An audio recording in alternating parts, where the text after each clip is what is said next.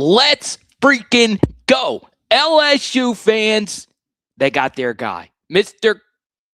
Kiffin Smith. I'm so excited that he is finally here. And this was one of those things where we just kind of knew this was the direction that Lane Kiffin was wanting to head, even though there were plenty of us wanting good old-fashioned Frank Wilson to stay in Baton Rouge. And obviously, we're showing you the video here. And this is what's really interesting. This is going to be the biggest development in the SEC over the past or over the next 24 hours. These are all coaches that coached Ole Miss less than 48 hours ago versus Tulane. They are all the way in Baton Rouge. Do they go back to Ole Miss and coach in yet another bowl game? Obviously, next week versus the Georgia Bulldogs. Obviously, that game won't be in Oxford. But the truth is, everything is now finalized. Kiffin Smith is your next running backs coach. And it's just simple. Whether or not you want to believe that the running back coach is a true difference maker, this is Lane's guy. And he has had the best running back in the SEC this season. The year before was kind of a down year. And then the year before that, they had Quinshon Judkins, who was the best running back in the SEC. Probably more so his true freshman season than in 2023. But you get the point. This is one of the most prolific running back coaches in all of college football. This is one of the best running backs, period, in college football. If you go back to his own college career, this is someone that has NFL experience coming in to coach this LSU running backs room. And then the big question is going to be, does Kawan Lacey come on over? And if you're not familiar, Kawan Lacey was by far the best running back in the SEC outside of maybe Ahmad Hardy this past season in the Southeastern Conference. And before we get to any of your comments, before we get to anything else, I want to look at you in the face. LSU does not need Kawan Lacey. There is a transfer portal target that I personally would prefer over Kawan Lacey. We'll get to that in just a second with another assistant coach that was hired over the weekend by LSU. But Kawan Lacey is so good. Even though in this last playoff game, he was hurt. It was an upper body injury, which is obviously less concerning than a lower body injury, especially for a running back. But it looks as if he is going to be okay. And if Kawan Lacey continues to play, he will have toted the football more than any other running back in a single season in the SEC since 2018. So he has carried a wide load for Ole Miss this year. But the truth is, Kiffin Smith is the guy. Now, there's going to be so many conversations about the Frank Wilson situation, right? We should have kept Frank. Frank and Lane were together. Frank and Lane are getting along, at least like we discussed in that Twitter photo that Frank and Lane released of both of them at the bowl practice. But the truth still remains the same. This was a Lane Kiffin decision. And if Lane believes Kiffin is the guy, and if Lane believes that he wants his offensive operation to be identical that of what was in Oxford, outside of course, Joe Judge, I am of the belief that they made the right decision. As we welcome in Blake Ruffino. Man, that was quick. You let me right in here. That was quick.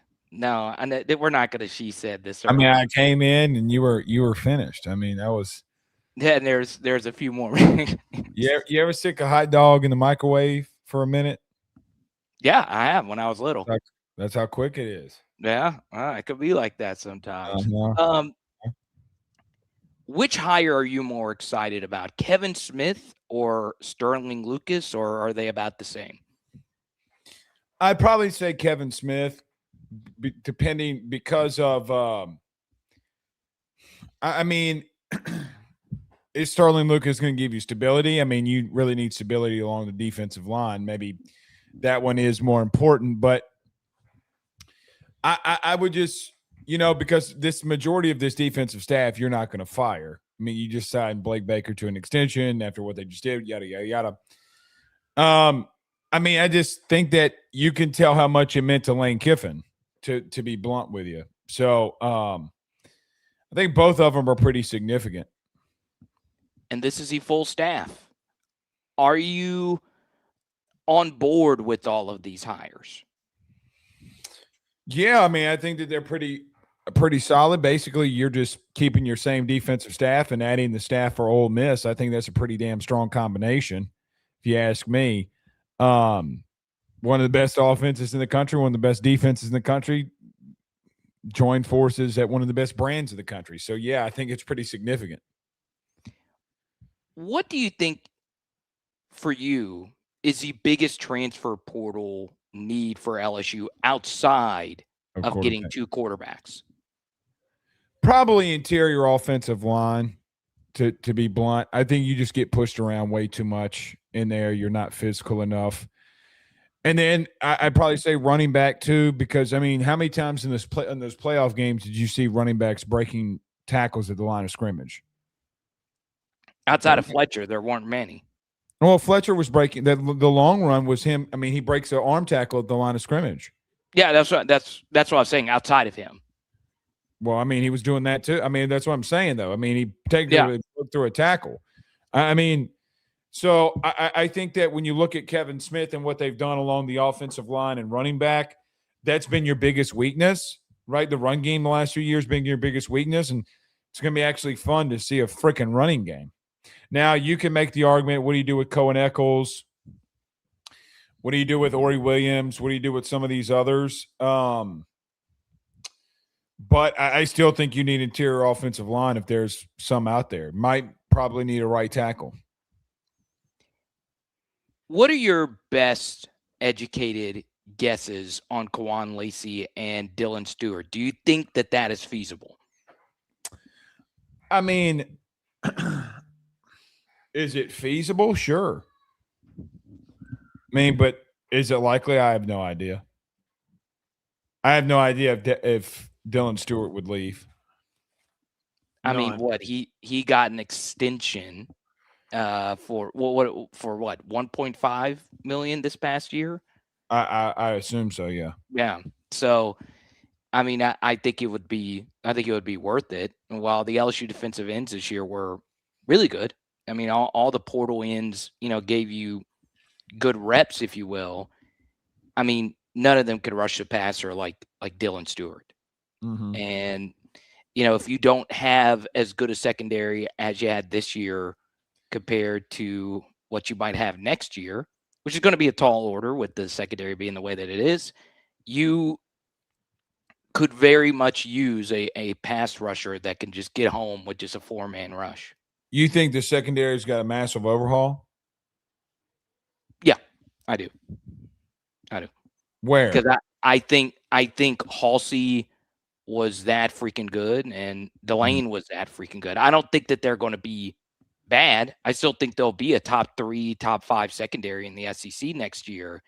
It's just those two guys for me, and the chat might feel different on how much I felt our defense was, and it wasn't just these two guys, obviously, but Delane and Halsey were as good of a corner and safety tandem that we've had here. Yeah, they're two All-Americans. Yeah, I mean, I don't think it's insignificant. I do look at the boundary and say, what happens with a second year of development for DJ Pickett? And then I thought PJ Woodland played fantastic this year. Right.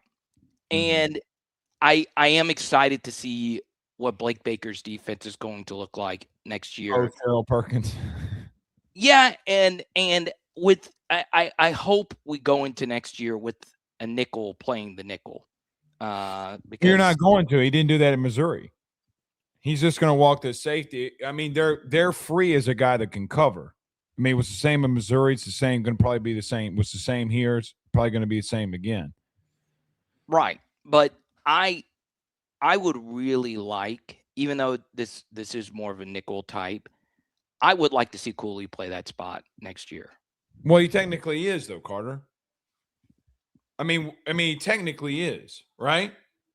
No, he was playing he was playing an actual safety role this year instead of where you're putting a label on what he actually was. They just didn't walk anybody. They didn't walk him down. I mean, if you're gonna labels get taken away on X's and O's when principals start taking over. Meaning, if the principle is that he's constantly covering a slot guy in most situations when you're running man, then he's a slot guy. Yes, but so take the S off, put a CB or put a CB, put an S. It doesn't really matter. But it does, though, does it not? Because if he comes in, you're getting way too semantical in what he actually did. Meaning, did he cover the slot a lot? Yes. Okay. Yes. Then he's your main slot guy. Yes, but if he covers your slot, then you only have one deep safety. We'll call it what we did a lot of times. That's what I'm saying. I'm not going to tell Blake Baker what to change anything when they're a top 25 unit.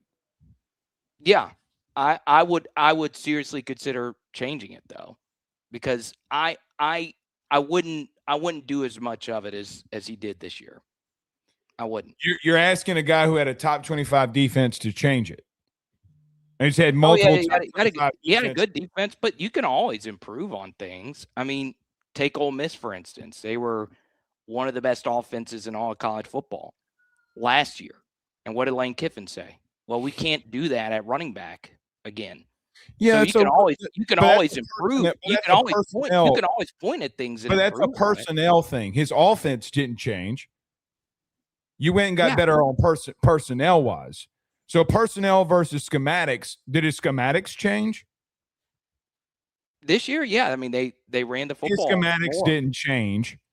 It's the same. It didn't change a whole heck of a lot, but it didn't change.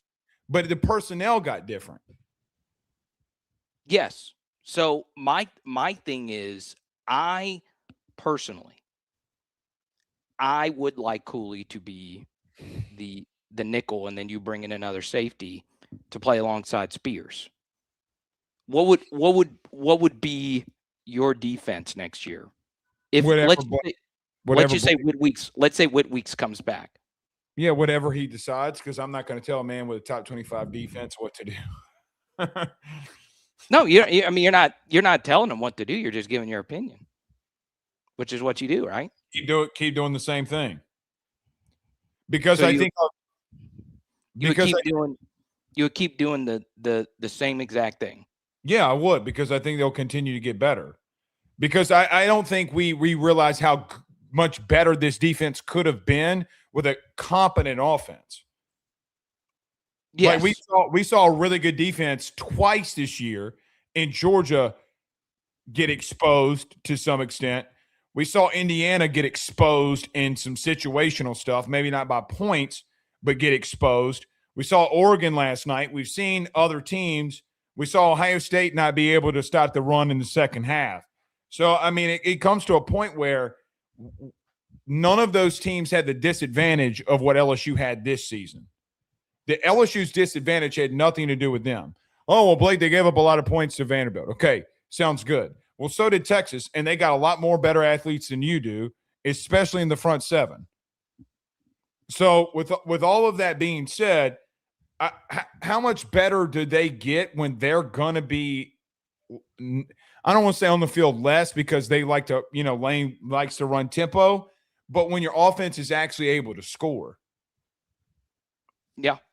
And I mean, I think that's a big difference, like a big deal. I think it's a massive deal on how we look at the defense, especially when you started getting injuries in the middle of the season. Like when you started getting injuries versus Vanderbilt, when you started getting injuries versus A&M, like how big of a factor did that play, because you're on the field so damn much? Let's go to Alexander, Super Chat. Heavens no. I wouldn't do that. It just depends on what Braylon Moore wants to do. Well, he's too slow. He's a guard. But all indications are Braylon Moore's coming back, right? That's what it seems like, yeah. But they got to go get guard help. They got to go get a mauler.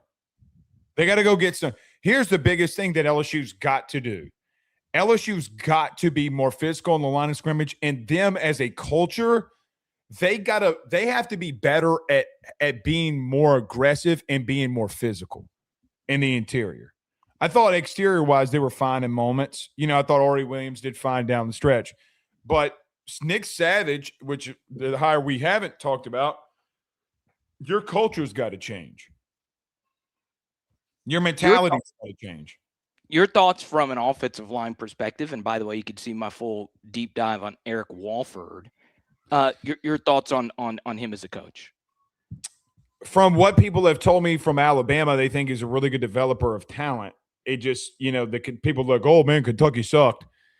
I just don't think great coaches hire the same guy twice.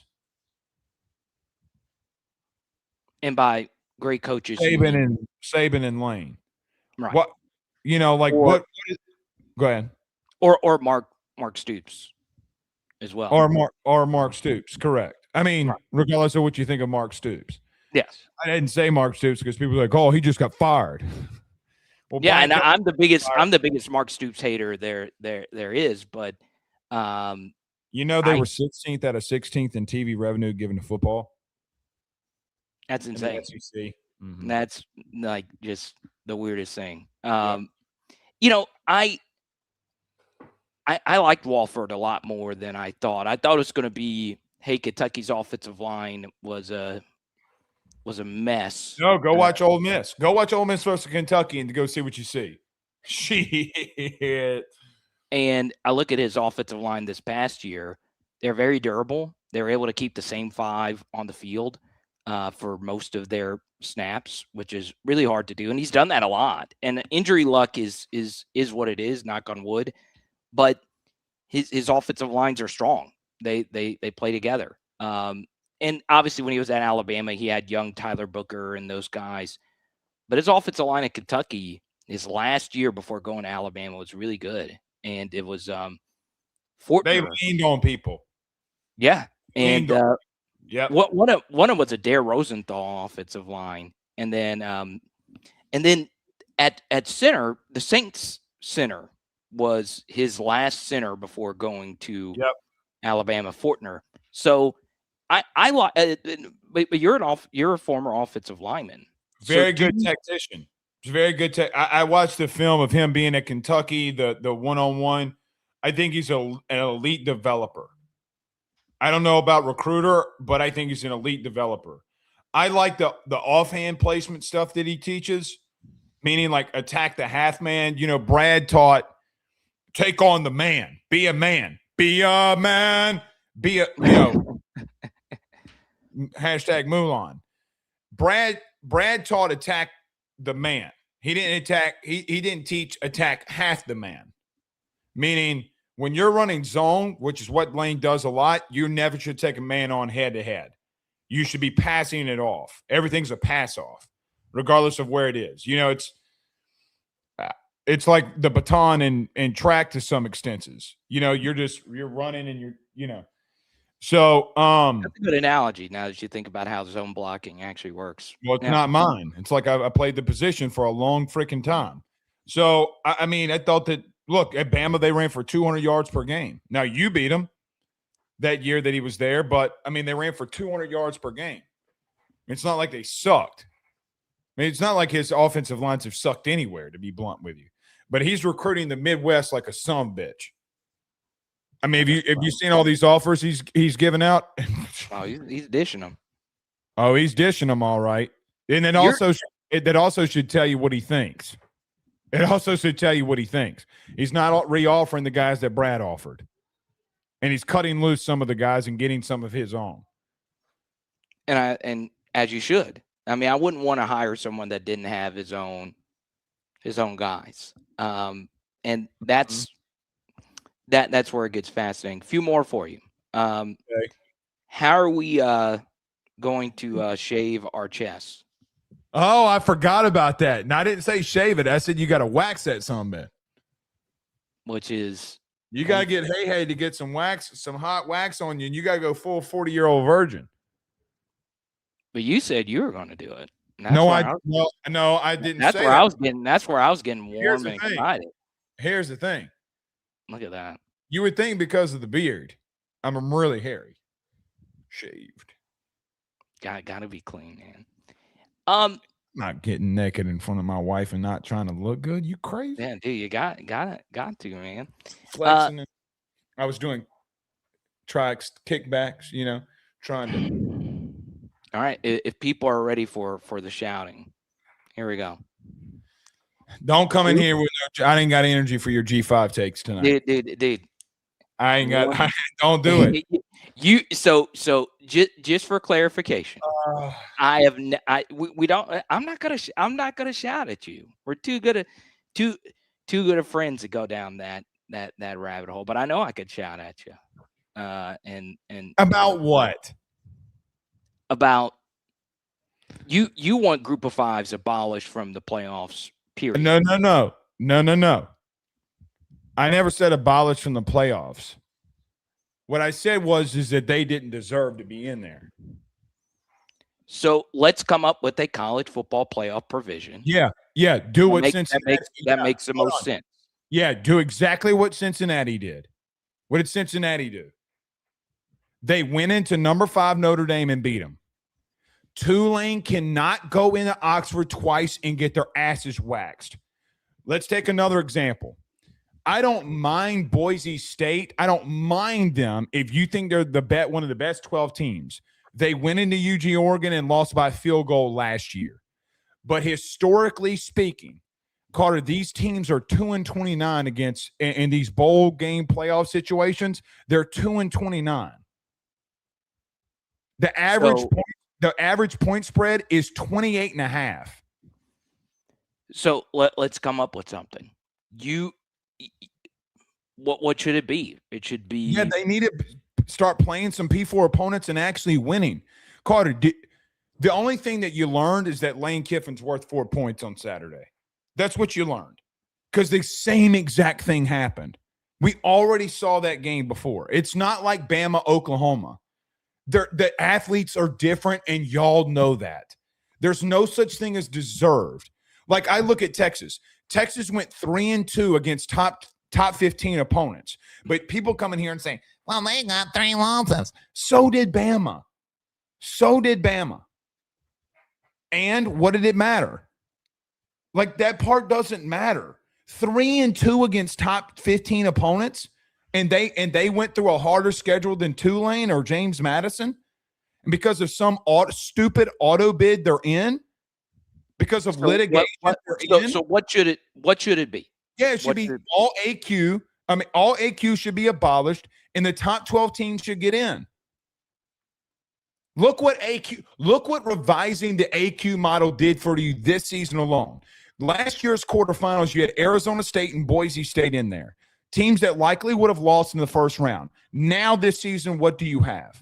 So here's my argument to you, and I've been saving this for the playoffs. I've been waiting to say this to you for a long time, but I've been waiting for the playoffs, so this is my Christmas present to myself, to you.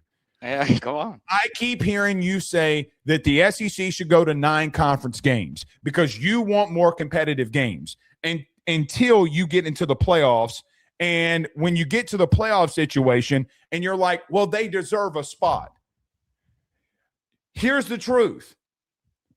Tulane and Ole Miss already played, and we already saw that.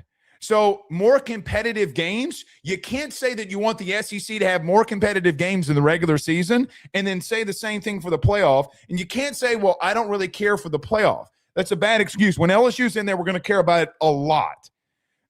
I care about the whole thing. Yeah, I do too. So here's the thing with, like, people brought up Tennessee last night. Tennessee was down 7 at halftime. At least I got a half. Are you talking about so just for clarification, you're talking about the Ohio State game from the year before, because that's what they waxed Tennessee. But here's the thing: the halftime, they were down 7 points. Versus Ohio State. Go check it yourself. Yeah. I vividly remember they were down 7. So, I mean, again, the top 12 teams have got to get in here. Carter, last night we saw a route 96 to 40. Of both the games together. Yeah, but 44 technically. 96 to 44. They doubled their output. Yeah, and so that's the point that people are trying to make, It's not about deserve. It's not about they deserve a spot to get in. No, Texas and Notre Dame deserved the spot to get in. Okay. You're doing this because of some legalities, and you're doing this because, as Joe Clatt perfectly pointed out, litigation, because you don't want to get legalities involved in all of this. We saw Tulane and James Madison both times this year. One lost to Louisville, and the other got blown out by Ole Miss. What else did you need to see? Yeah, I would limit it to one slot. And, it shouldn't be any AQ model. And you need to be in the top 16, if you will. Well, hold on. No, you need to be in the top 12. Why did they get different requirements than everybody else in the field? They get an exemption. They get to go through a lesser schedule. And if you're in the top 16, with far lesser resources and far lesser, it's not okay. Yeah, stop. I mean, does a group of five, Carter, does the group of five have as many resources as the people? It doesn't matter. People tell you what they want, and that's where resources go.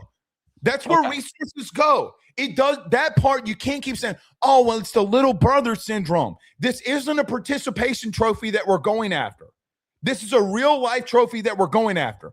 And let me tell you what you're doing. To give these little cans a spot, you're leaving out premier NFL talent in Texas, who, by the way, who did they beat? They've beaten A&M. They've beaten Oklahoma. And now you're trying to argue me about them not being in the playoff when they lost to Ohio State and Georgia, one of those teams by one score. And guess what? Guess what? They could have beat them in the regular season. And guess who couldn't? Guess who couldn't either?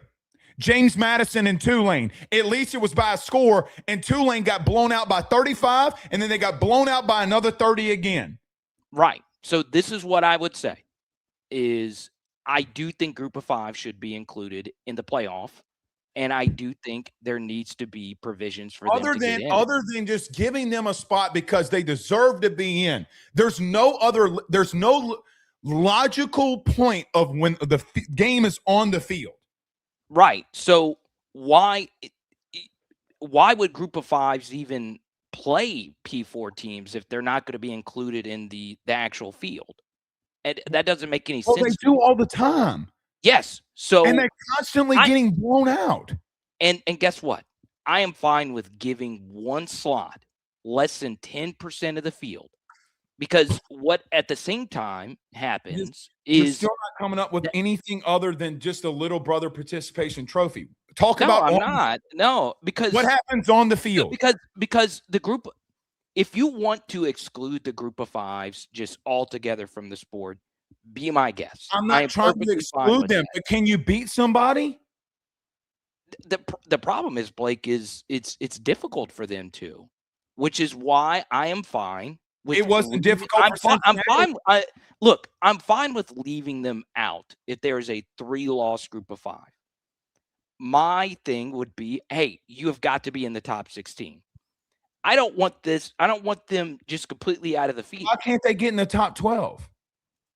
Why can't they have the same requirements as everybody else? Why did they get provisions? I can hear our top 12 as well. I can. Yeah, but everybody's on an equal playing field.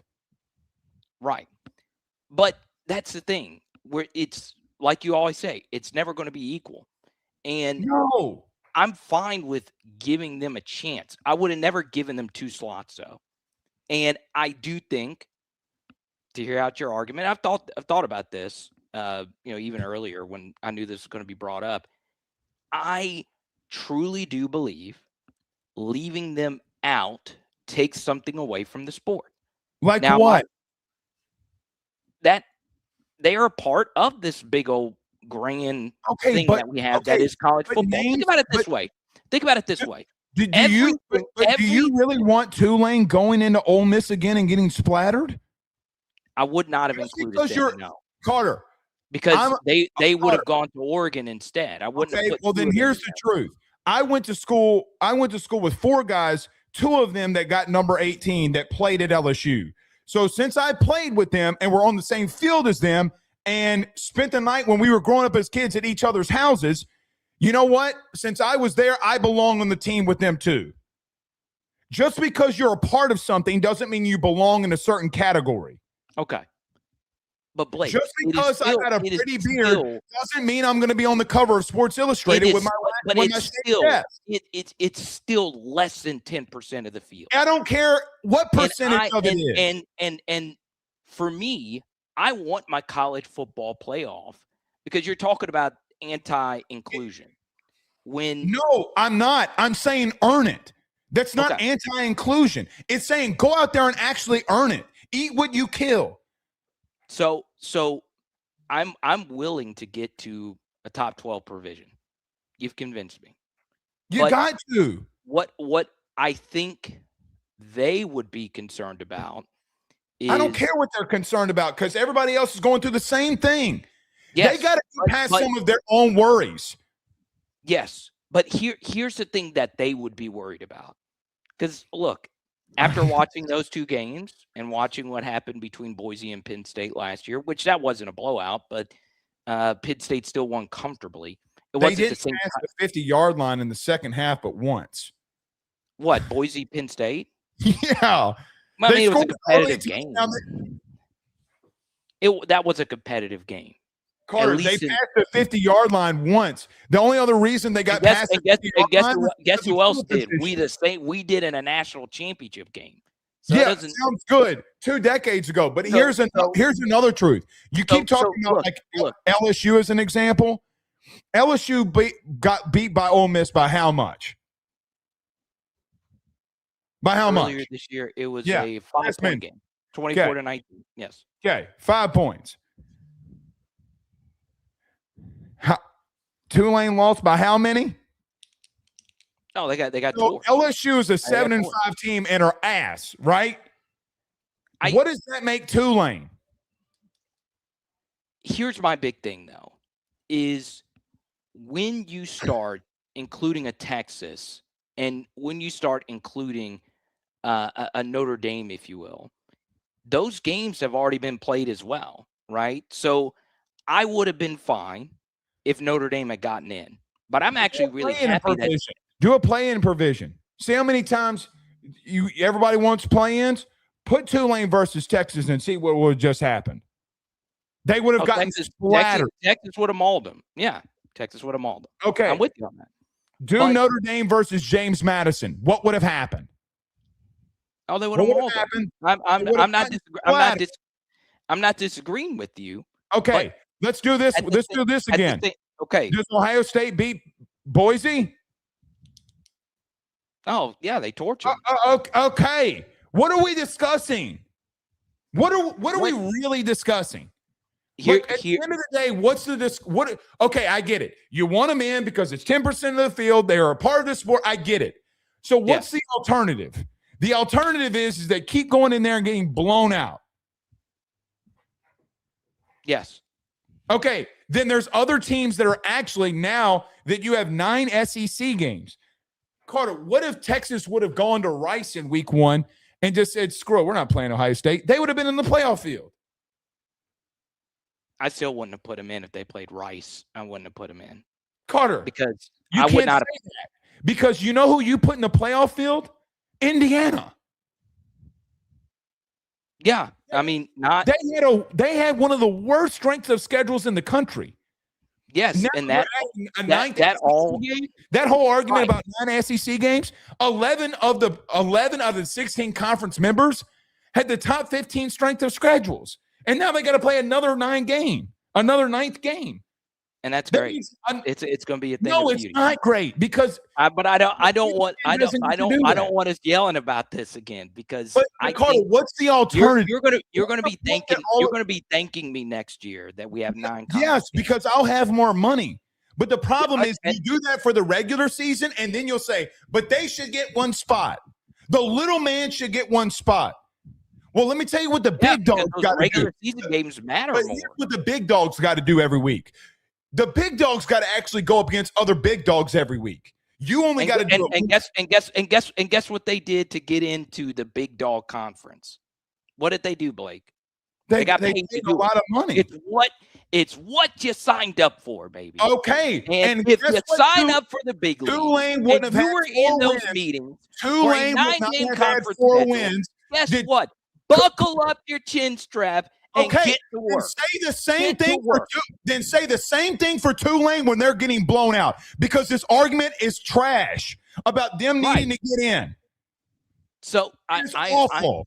Yes. So what I would do is I will give you that there needs to be a top 12. All right. I'm down with top 12. If you're a group of 5 team, you got to be ranked inside the top 12 if you are a conference champion. They're never going to be able to get there. And guess what? I'm going to feel that same way for any Power 4 conference champion. That includes Duke, right? So you have this next year provision. We didn't let Duke in. No. I'm talking about moving forward. Because Duke, with how the rules are set, would have gotten in this next playoff, correct? No. Yes, with the new MOU that was signed per Ross Dellinger. No, Notre Dame would have gotten in. Right. And Duke would have also gotten in over. That's not how that works. According to the new MOU, yes. Is that it's yes, according to once again, this is Dellinger's reporting, not mine. I believe he said Duke. No, what he said is the MOU goes to Notre Dame and the 5 highest conference champions. Okay. And if Notre Dame's in the top 12, they get an automatic spot. All right, I'm going to pull it up. Pull it up. Just to make sure. And then we're going to skedaddle here. Well, I got a few more things before I go off. So it's the 5 highest champions. Okay. So before we go, your thoughts on the next couple of rounds of games. And the poll question here, we'll update it. A blank team will win the national championship. An SEC team or a non-SEC team? SEC team. Okay. And which? I'm going Georgia. I'm staying with my pick. All right. And your thought, well, actually, I'll pull it up here while I find this. Okay.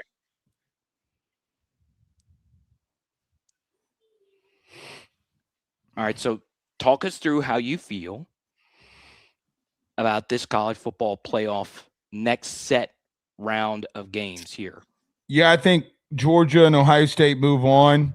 I am very intrigued by Bama and Indiana. I think Indiana can be clipped. I'm really intrigued to see Texas Tech because they haven't really played anybody all year. Everybody keeps trying to convince me that BYU is a really good team. Oregon's still got some battles with injuries. I just think it's a really damn strong playoff field, a lot of big brands in it. So I just think Chalk's going to win out here, Carter, for majority of this. So you think the home teams take care of business on the set? Well, they wouldn't be home, obviously. Yeah. Well, I haven't really made a pick for Indiana, Alabama, but I would take Oregon. I don't know where I'm leaning there yet. I'm going to hold off on Indiana, Alabama. Georgia and Ohio State. So I just think Chalk is going to just keep prevailing here like it always does. I need a Georgia-Ohio State playoff rematch because the C.J. Stroud game is still one of the best college football games I've ever seen. That's one of the best games I've ever seen. Hot take. Stetson Bennett was the better quarterback that day. Oh, between him and CJ? That day. It's close. CJ was dealing. MOU assigns each program an AQ with top 12. But they didn't do that MOU, Carter. That was in 2024. Okay. So this would be 2026. That got amended. Yeah, the P4 champs, the MOU was signed in 2024, assigns the champ of AQ. That's what we did last year. Right. Okay. But they didn't do it this year. So I just read the tweet. I didn't read the actual. Using those rules, Duke would have been in. But see, they didn't abide by it. So the only upstanding MOU would be Notre Dame per Ross's later report. Because I thought he was saying that Duke gets in if they He's win. saying Duke would have been in the field instead of JMU and Notre Dame instead of Miami, but it's a memorandum of understanding. There's no real legality behind it. They literally, if it was signed in 2024, they literally just broke it. Okay. So do you see what he's trying to do here? He's trying to say that this MOU is trash. That's what he's trying to say. Right. But I think, okay. The MOU would have been trash.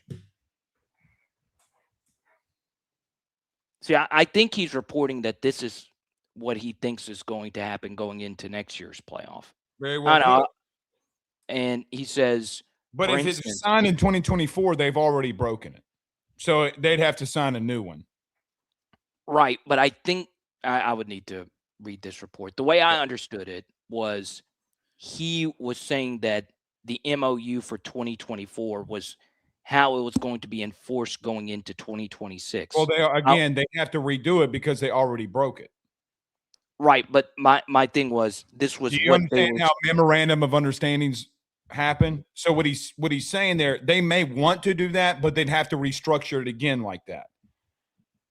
But the big part was saying in doing it. Let's go to James. I think he's calling me the jackass. Oh. Which is fine. Cactus acting like there's a level playing field. The P4 has infinitely more money to buy players. Want to exclude a G5? Great. Form your own P4 league. But guess what? You don't get to raid G5 players anymore. Clown. No, he's calling. He's calling you the jackass. Yeah, he's calling me the jackass. Hey, buddy. I'm easy to find. I'll post your address. Do it. Okay. They don't need to post. Here's the thing. The NFL poaches from the Canadian Football League, and they'll get any football player from wherever they want. Yeah, I mean, there's no stopping that. But there's no stopping that. And they're going to continue to do it. But here's the thing. Here's the thing, long pube hair having ass, beard having boy. Win. You're right. It's not an equal playing field. Then win. You want to call me a jackass? I'll call you out too. But here's the thing. Every single person that comes in these comments and does shit like that, they'll never do it to your face. They'll never do it to your face. Because when a dude that's 6'3" that towers over you and you don't want that smoke, then that's fine. But you see, you're 6'3", I'm 5'8". So I don't give a shit. We'll throw hands. Oh, me and you will? No, I'm just saying. I don't give a shit how big or tall anybody is. Size don't say, you would Anthony Joshua my ass. I mean, you would. God, he broke that dude's jaw. I was so glad that he got his ass knocked out. Oh man, I can't stand that dude. What all body parts would you allow to be broken for $92 million? All of them, right? Every single one of them. Yeah, it's not even a question. AYS Sports. This is the first segment in a while that Ben has not come in. So shout out to Ben, the whole crew. What? I said yes. This is the first time. Yeah. The used to seeing he's normally wearing something Spider-Man-y. Wear out the Spider-Man face. I appreciate your friendship. I appreciate your mentorship. Check out AYS Sports. I'm on there from time to time. Mr. Blake Ruffino, and also check out Ruffino and Joe. Well, you know what's funny? I've actually I do tune in, but I know Joe played at a lower level as well. What are his thoughts on the group of five? Same as mine. Okay, that's what I thought. So if everybody if you want someone in there that's willing to stand up for the little guy, it's me, because this will be my final thing, because I normally like to let you espouse your opinions, because if people want to hear my opinions, I'm here for hours at a time. Right. My thing kind of goes along with James's point, the guy with the facial hair. With the sport being the way that it is now, every group of five player that has an above average player is going to get rated. Right? That player is just not going to stay there. Mm-hmm. And I am perfectly fine with knowing that and you knowing that, and everybody knowing that the group of 5 has this ridiculously high uphill battle to get to where they are semi good enough to make the college football playoff, I'm fine with reserving one slot for them. I'm fine with it.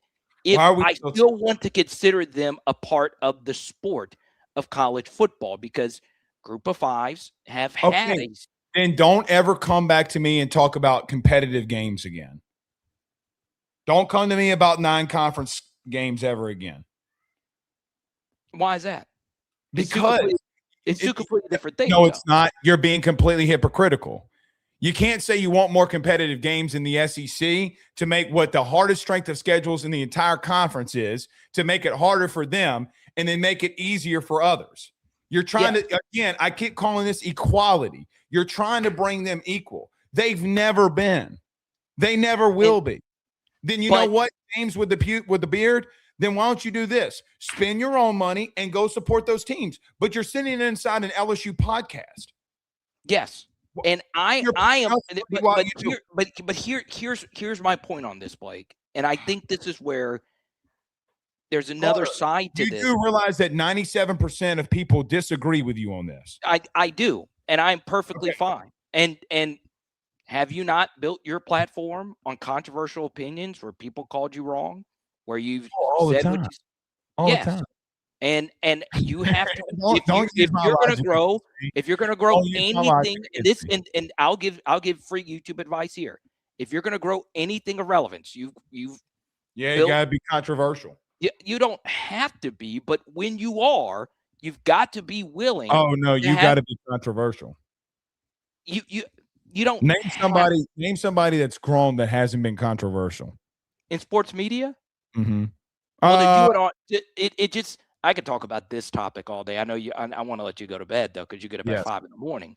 But yeah, there's plenty of people that don't. But you would need a pretty big job to make it. Like you would need, like to do what we do. You need to. Well, I agree. Here was what was controversial this entire last 2 weeks. That I actually thought you were going about this whole Frank Wilson thing. Well, it's kind of old news, but but what I want to do is, it's old news now, but it wasn't old news last week when it literally happened. Yeah, so I give you a lot of credit, and I've done this before on here, and I want this to be known that you're one of my best friends outside of just media shit. But you were correct about what you said about Garrett. And yeah, we'll talk about that. And I hadn't even taken a lap on that one yet. Yeah, dude, but that's why I'm here. You didn't ask me to do that. You didn't ask me to do it this last time. Yes. But I'll do it here. The Frank thing was interesting because very perplexing. It's one of those things where you do have to ask the question, what changed in a 48-hour period? Right. You know what changed. Yes. So your thoughts on, because I'm sure. Because they didn't want to rock the boat, that Lane was here. They were trying to make a move. They were being used to make a move. And they couldn't see the writing on the wall. I mean, if we're just being blunt. I mean, they were just, I mean, if I'm just being blunt, they didn't see the writing on the wall. And then when, the media – what I've learned in media is you can attack one another without saying anybody's name. And I didn't realize that early on. And so when they kind of came back after me in it and posting the same clips at the same times and reference to it and, whatever. Okay, well, then again, you're going to have to explain to me about going 20 straight games without a 100-yard rusher. And it's not as if that you weren't playing G5 opponents. 20 straight. So you can say that the run game wasn't all on Frank. It wasn't all on Frank. You didn't have a running back in this class. In the last 2 years, you had to utilize true freshmen to be your bell cows at running back. It's not a great place to be. You mismanaged not getting a running back out of the portal. Did you think that JT Lindsey and Harlan Berry were going to be ready enough to be able to carry the load if Caden Durham went down? Then you had to move Juwan Johnson, who's not a running back. He's a defensive player. He's a Yes. defensive player trying to play running back. He is Jacoby Stevens. He's Jacoby Stevens. And by the way, when Blake gets off here, I'm going to answer every comment. I saw someone personally say something crazy about me. I'll get to that in a second. But to your point, Stop reading the comments. Well, no. Make them pay you. Okay. The truth is, though, there's two different things: your opinion on Frank, and then what you were reporting about Frank. Mm-hmm. So when you're reporting about Frank that there was some tension as far as the recruits and whatnot, what was your biggest takeaway from that period? Shouldn't have done it. And you stand by that Frank was in the middle of some recruiting. I didn't say it. Okay. And I mean, are we going to ignore the report that came out there? Are we all adults or no? No, we're Okay, we're all adults. Blake Rafino didn't say nothing until the report came out, and I said, "Guys, this is what it looks like." And nobody wanted. Oh, that didn't happen. That didn't happen. And then the agencies ran out there and said that it did. So who you point the finger at?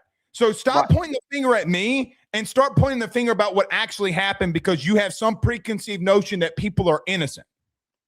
Not you. You know what I mean? Yeah. And then there was your opinion on Frank, some of which I do share, that you feel the running back's position has not been handled well. No, not at all. It is perplexing that Caleb Jackson had the flashes and then just completely fell off the face of the earth. Payne Durham had flashes and fell off the face of the earth to some extent. Yeah, to some extent. And then obviously Harlem. And then the transfer portal thing I didn't ever understand. I will say you and I were both the loudest critics of that for the longest. They hold on. This ridiculous portal class, and you didn't bring this argument. Let's end this argument. Yeah. No one's safe on a 7-5 football team when your offense is that bad. If you were such a recruiting wizard, then you didn't recruit well enough offensively, and you had to put a massive Band-Aid over it, and you completely missed on offense. Yeah. Well, I'm excited for Kevin Smith. I've made two different. You're gonna have some physical running games. That's what I know. I'm interested what's going to happen to this running back room. I think it's going to be really hard to keep Barry, Durham, and if Lacey comes over. But I could see a world where Lacey does not come over and he gets the absolute maximum, maybe from some other school in the SEC, maybe from somewhere else. Maybe he goes to Ohio State and follows the Quinshon Judkins blueprint. We don't know. And I think that could happen, actually. I would love to see Barry and Durham stay. I really would. You're an idiot if you leave this team offensively. Yeah, you're giving very bad advice. And we've got a few other questions about. I was sad about the Carius Current thing and all of that, but I've kept you too long. Go tuck the kids in. We appreciate you. Check out NYS Sports, Rafino and Joe Show, and we will talk to you soon. All right, buddy. All right, we'll take a few more here. Let's go to Idaho Tiger fan. Carter, you are so wrong in so many ways. Well, like I said, when you're enjoying a nine-game conference schedule next year, you're going to be thanking me. I didn't want to get back into this argument because it was just going to keep going into it, but it's kind of a side argument about the 9-game conference schedule, okay? What was the one thing that everybody was saying after the Texas A&M game? What was it? Well, the national talking point, it's not just me. This was Danny Cannell. This was Lucy Roden. We're talking about some of the biggest national college football media personalities. We're bringing this up about the 9-game conference or the Texas A&M Aggie football team. They didn't play the better SEC teams this past year. Okay, so who did Texas A&M not play? They didn't play Alabama. Texas A&M didn't play Georgia. So they didn't play most of the better teams. Same thing is true with Tennessee. Same thing is true with Texas from the year before. So with a 9-game conference schedule, you can't dodge teams as much. It evens out. Now, it doesn't completely even out. In a perfect college football world, what they would do is split the SEC in half and just have mini conferences. You could do a promotion and relegation thing, but it's hard to do with the rivalries being the way that they are.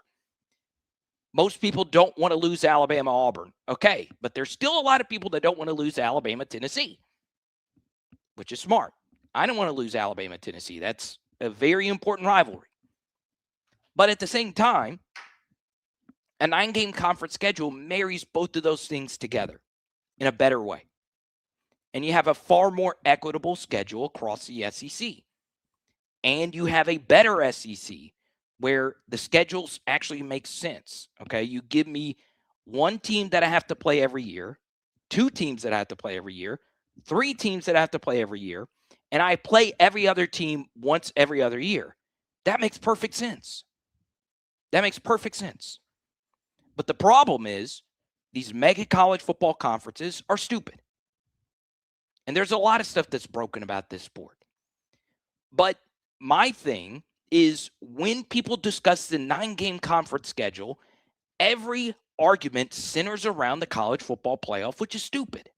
The college football playoff isn't the only reason I watch college football. It's not. Okay? It's not even close to one of the top 5 reasons I watch college football. Okay? So there was a personal attack. I'm going to put it up on the screen. It's okay. Let's go to Kevin. He says, Carter sounds like a complete liberal. Oh, my goodness gracious. I might be a lib. Oh, my goodness. How am I going to survive being a potential liberal? I don't even know why that's such a derogatory term. But you always know your argument is weak when you have to bring in politics. Inclusive, even though you don't earn anything. My goodness gracious. God forbid a human being be a lib. I don't care what your political affiliation is if you watch this channel, by the way. But I always address that because I don't like politics being brought into this. Other than when it is in this. Obviously, with me and talking about Governor Landry and all of that. And by the way, let's just say I am a super lib. I praise Governor Landry for some of the things that he said. And there's not many people that do this that praise Governor Landry for his role in getting Lane Kiffin to Baton Rouge. I did that very thing. I knew before it came out in the big CBS piece that Governor Landry made a phone call. And by the way, I believe those are multiple calls in helping get Lane Kiffin here. By the way, Lane Kiffin's conservative. I'm one of the biggest Lane Kiffin fans, even when he was at Ole Miss. So if I am such a big super liberal, how can I be a Lane Kiffin fan? It's crazy. But to your point, your question was, well, Garner, you sound like you're a lib for wanting, these group of 5 teams that didn't earn a college football playoff slot.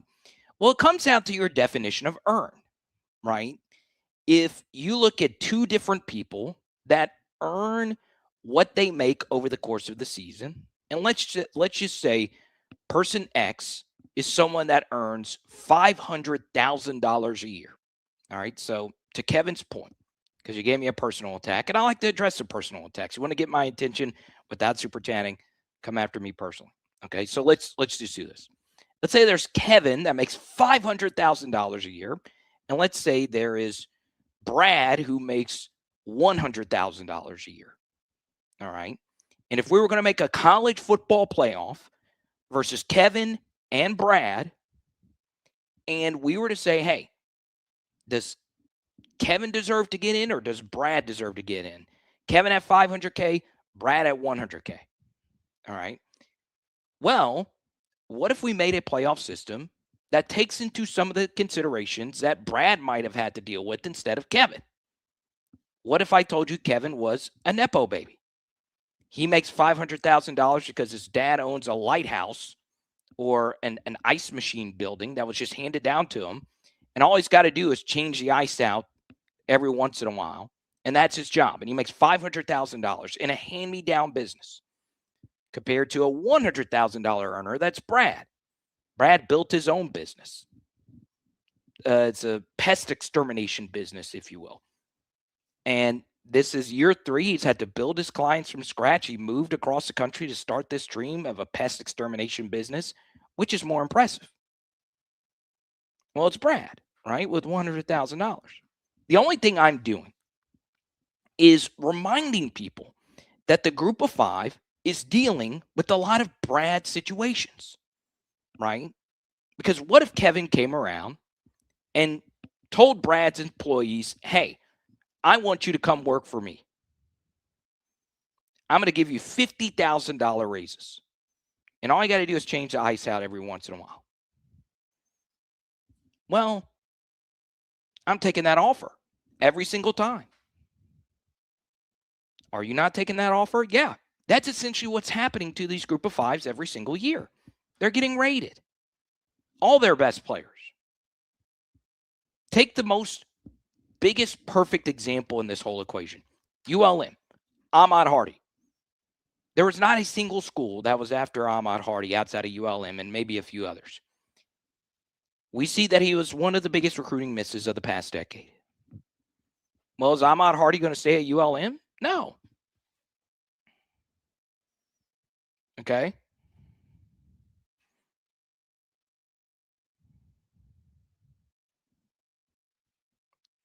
Yale has more titles than Bama. We didn't need the R word in there, but there you go. No, I didn't bring it into it. Someone called me that.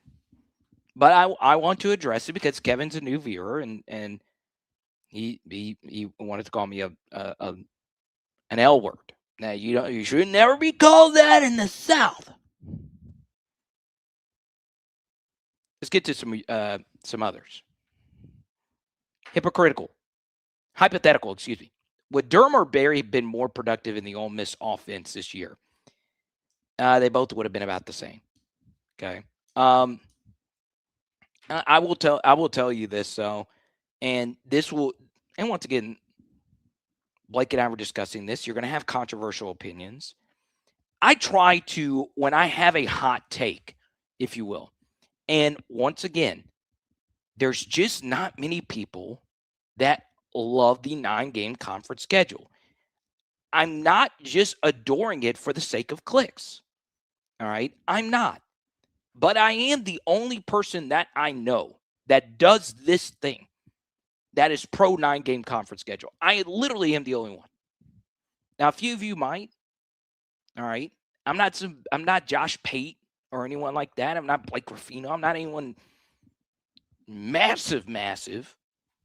But I have 3 different YouTube channels that have over 10,000 subscribers. I like to think I'm pretty good at this. All right. Not only doing this, but film studies. I feel like I have a decent amount of college football knowledge. I wasn't an administrator, didn't play at a high level, didn't coach at a high level. But I try my best to not just give you a take. I want to push you. I want to push your opinions, right? I want to be different. This is the thing that I want you to ask yourself as far as the 9-game conference schedule is concerned. Take away the fact that you're an LSU fan and take away the fact that you're an SEC fan and just look at this from a neutral perspective and ask yourself this question.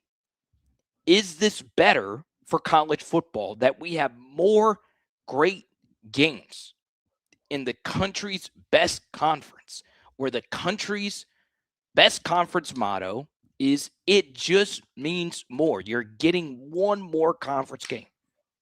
That's a great thing. And one more thing, and we'll get back into some LSU specific things about the group of 5 argument. One thing I really liked about James Madison getting in is that Texas did not get in.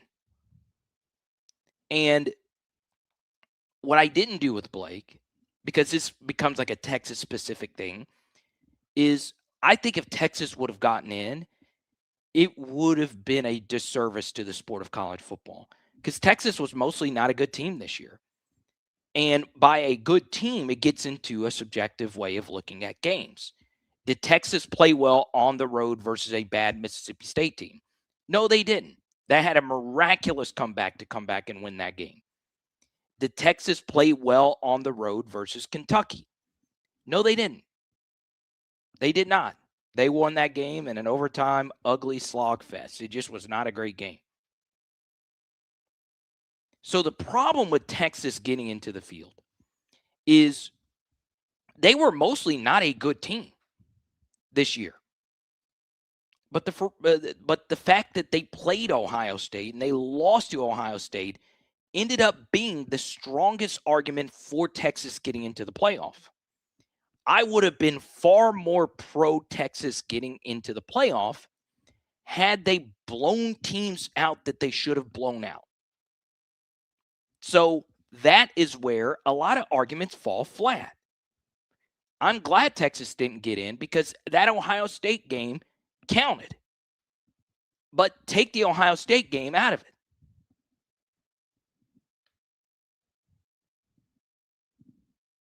Sure, they beat Oklahoma in a neutral, and they beat them down pretty good. That's great. But if Texas was truly worthy of a college football playoff slot, would they have lost by 8 to a bad Florida Gator team in the Swamp? No. And then they were blown out by Georgia. At Georgia. Blown out. And while Blake thinks Georgia's going to win the Natty, by the way, Georgia, per views, had more views via film studies than even my LSU film studies. I love Georgia's program. I do. I've gotten to know some people at Georgia. Big-time fans, a booster that have become big supporters of my film study and TikToks and all of that. And I love that team. I think one of the biggest disservices is Kirby did not win SEC Coach of the Year. But what I would say is Georgia didn't blow anybody out this year. Yeah, they blew Mississippi State out, which Texas failed to do. And then they blew Texas out. They ran them off the field in the fourth quarter. So, for me, I'm glad Texas didn't get into the field. I'm glad they did. All right? Well, Texas is better than James Madison. Yeah, sure. Texas is better than Tulane.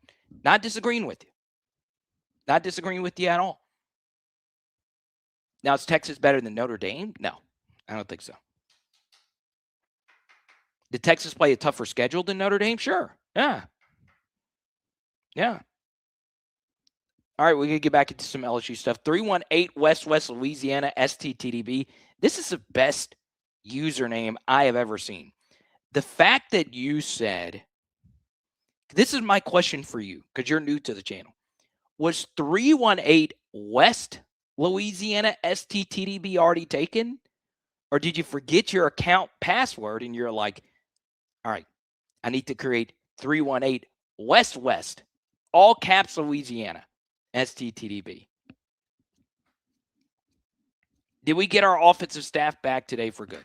That was one thing I wanted to ask Blake. All right, there is a pretty prominent Ole Miss writer, YouTuber. He doesn't remember me. I remember him. His name is Michael Borky. He's a great follow. I follow Michael. And he and I have disagreed. Not back and forth, but just some of his takes. But what Michael doesn't know, I'd love to have him on the channel, is we actually shared a table at SEC Media Days, I think a decade ago. And Michael brought up, hey, this is very interesting that the Ole Miss coaches are the coaches that are going to LSU. They go back to Baton Rouge. We got to get ready for Georgia this next week. So Borky's like, hey, outside of the actual play caller, Charlie Weiss, Is it really even worth all these Ole Miss coaches going to Baton Rouge for a day? Or are they there for good? I don't know. I really don't know. I wish I could tell you. All right. What I would tell you, though, is, man, I'm excited that Kevin Smith came. If you were to say, hey, Carter, who would you choose on its surface between Frank Wilson and Kevin Smith to be the running backs coach at LSU next year? I probably would still take Frank Wilson. But what I would also say is that Kevin Smith is the real deal. All right. And you can get into, well, is it Lane? Is it more that than an actual running backs coach? I don't know. But if Lane feels it is that important to give him a raise and convince him to leave a place I would have loved to have had him back to come over to BR, sign me up. Sign me up. All right? Sign me up. Because what I will say, and it's something that Blake has brought up on his channel, he brought up here a minute ago. You know, nobody coaches at any one place for a very long time. Okay? Nobody does. It's just a myth in college football that you take a job and you're there forever. It just doesn't happen. It just does not happen. So the nature of this job, if you're an assistant, is that you're going to jump around a lot. You just are. It's part of the survival of being in this business. And it's also part of the survival of being an off-field staffer. One of the more bizarre things I've seen throughout this whole playoff is Austin Thomas having a headset on the sideline for this game this past weekend. I don't know why the helmet communication was important for him, but he did it. I still don't know why he had helmet communication for our games. There's a few reasons why I think he would do that, but there you go. We follow up here. By design, LMAO fam up and down the west side of Louisiana. So you wanted to put 2 West there. I love it. Tiger Truther says Georgia is going to tear Ole Miss a new rear end this week. I think you're right, but at the same time, it's hard to beat a good team twice, and Ole Miss is a good team. And you have to keep this in mind. Ole Miss was up by 9 in the fourth quarter versus Georgia. So Ole Miss was the better team for a good portion of that game. They just ran out of gas.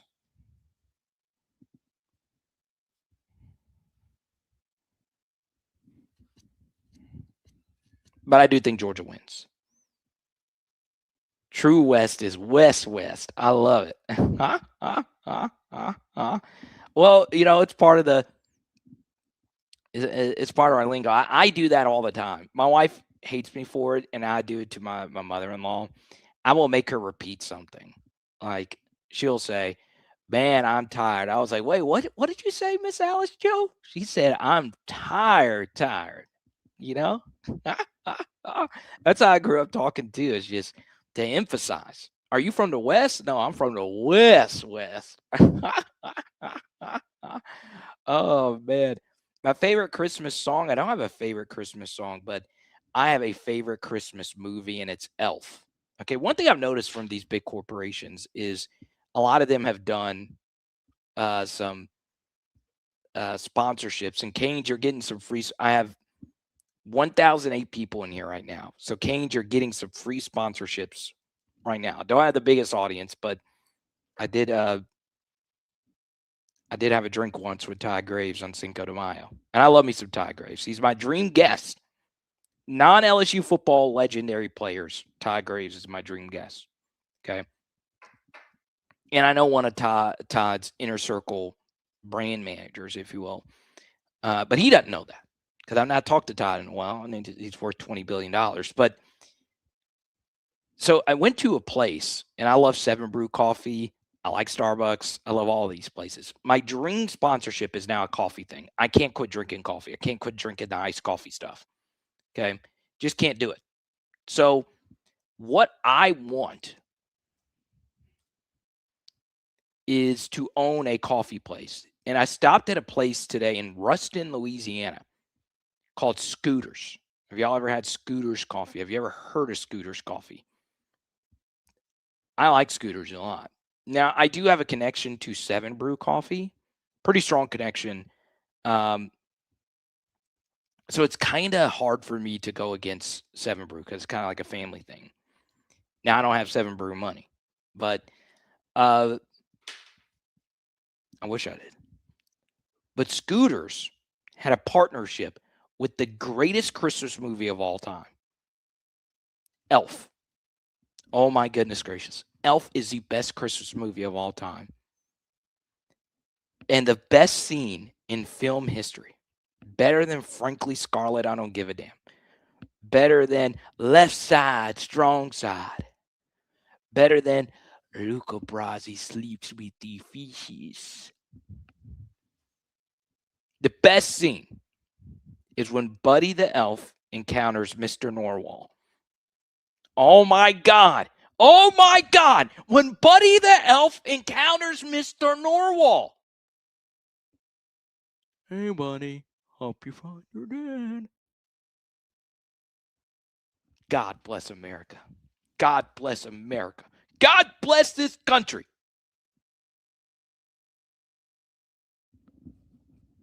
Who dares divide us when there's a movie quite like Elf, where younger Carter fell in love with Zoe Deschanel? Don't tell my wife that. I love me some Zoe D.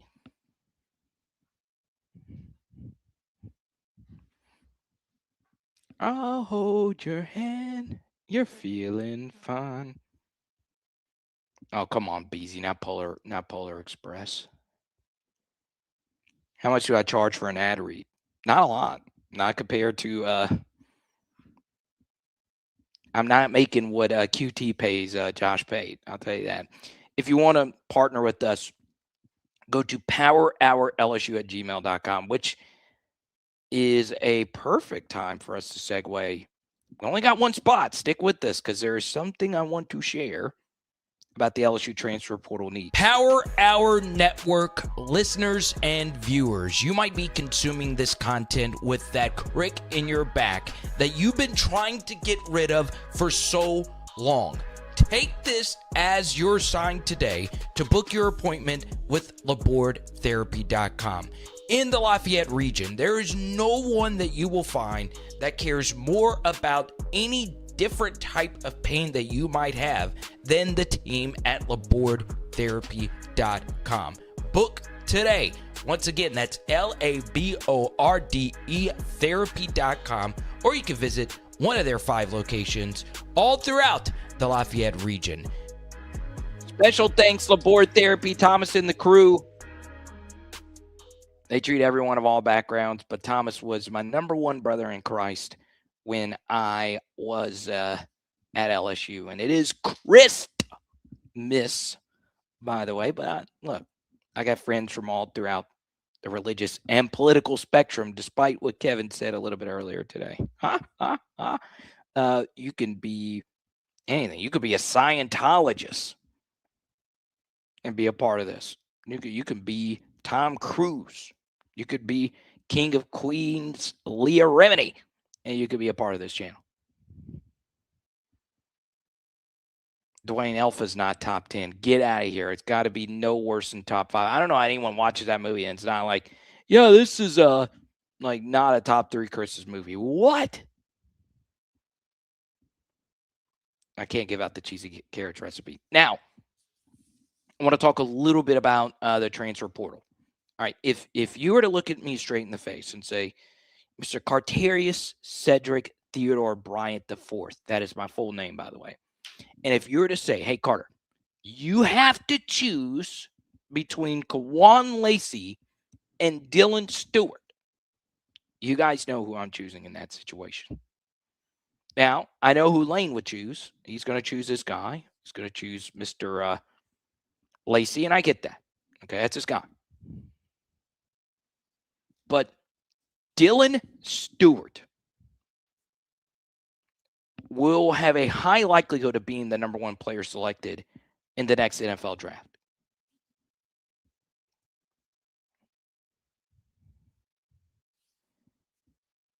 Dude is insane.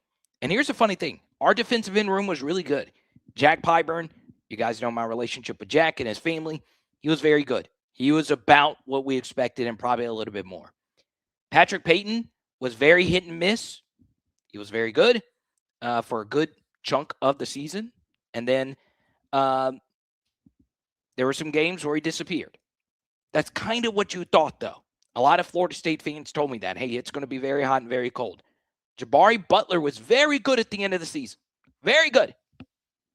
Okay? So take that for what it's worth.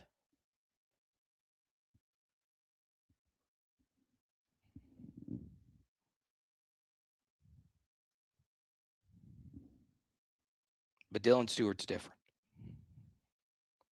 Dylan Stewart's different. He's that good.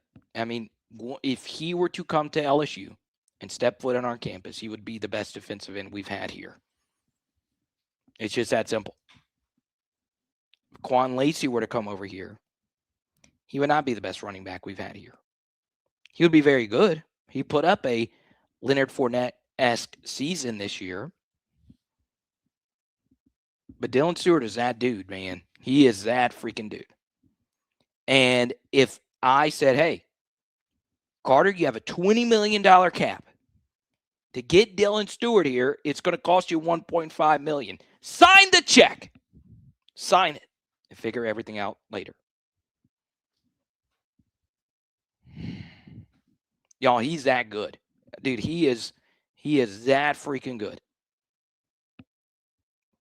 And he kicked our ass this year, by the way. We just didn't recognize it because, well, it is what it is.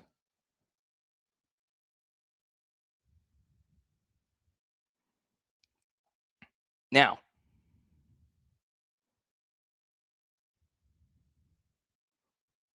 I do want to talk a little bit about my Saints. Tyler Shuck gets it done. You can't really take anything away from the Jets. They're the worst team in the NFL. But here's one thing I want to bring in about the Jets and about just football in general. You don't know anything, all right? And it just depends whenever you listen to someone, because a lot of people listen to different shows for different reasons. People tend to tune into sports betting shows because they think the experts there could predict the future when no one could bet better than 55% over the long run. Some could get 60, whatever. Some come to shows to be entertained, like pardon my take and all of that.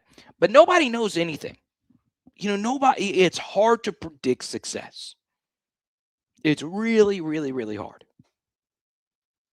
But one thing I would say about the Saints, and one thing I will say about LSU and just any job in general, is it is so important to avoid disasters. All right, it is so, so, so important. And we had one with Brian Kelly. It became disastrous.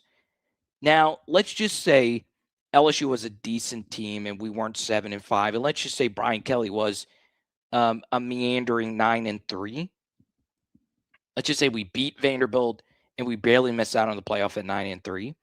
He doesn't become a disaster, right? Because you don't have to fork over $50+ million and then have to go get Lane Kiffin, right? But he became a disaster this year. We did not think it was going to be a disaster. I don't think anyone thought it was going to be a disaster. I've shouted out plenty of LSU media people.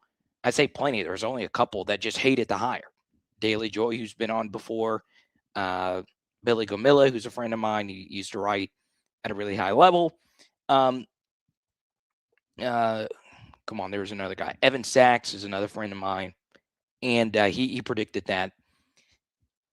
But you just don't know. You just don't know. But the Saints even though we haven't been bad, we have avoided disasters. And there's two big disasters you have avoided. Number one, you did not hire Aaron Glenn as your next head coach. Boy, oh boy. And I like Aaron Glenn. Actually, saw Aaron Glenn in Vegas for the LSU USC game. Now, he wasn't at the game, but I saw him in Vegas. And Aaron Glenn seemed like a really good candidate. He came from the Dan Campbell tree, Detroit Lions, came over. And with the Jets, he's been bad.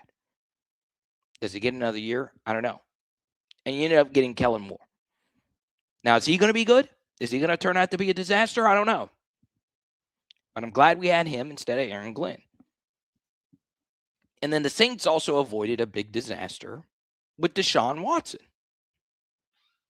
Huge disaster. So basically in football, there are two positions where you can really have disasters, and that's head coach and at quarterback. Everything else is reasonable. You can work around other things. So why is a Lane Kiffin hire? Why was it so important for me? Well, Lane fixes two of those disasters. It's going to be really hard for him to just fall on his face at LSU. It's going to be really, really, really hard. There are teams really worried about Lane at a job like LSU. But Lane fixes that second disaster almost every year, which is quarterback. Now, is Lane going to whiff at quarterback? Yeah, he's going to whiff at quarterback. He's going to whiff big at quarterback. Probably once. But here's the thing. Lane normally has two good quarterbacks on almost all of his rosters, at least at Ole Miss. And we saw it this year. Austin Simmons came into this bowl game versus Tulane, had a few good throws. Now, he did have a fumble, but he wasn't even the guy. If Simmons was Ole Miss's quarterback, they'd probably go 9-3. But Chambliss was the better of the two, and he had two quarterbacks. Then, of course, you go back to the Spencer Sanders situation. What did Lane do? What did he do? Well, he had Jackson Dart, and he convinced a year 5 guy to come over and spend his final year of eligibility. But this is the thing that Ole Miss fans bring up to me quite a bit.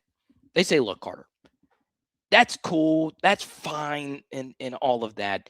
But did you know that it was Joe Judge who recruited Chambliss to Ole Miss? A lot of Ole Miss fans have DM'd me, sending me this, telling me this.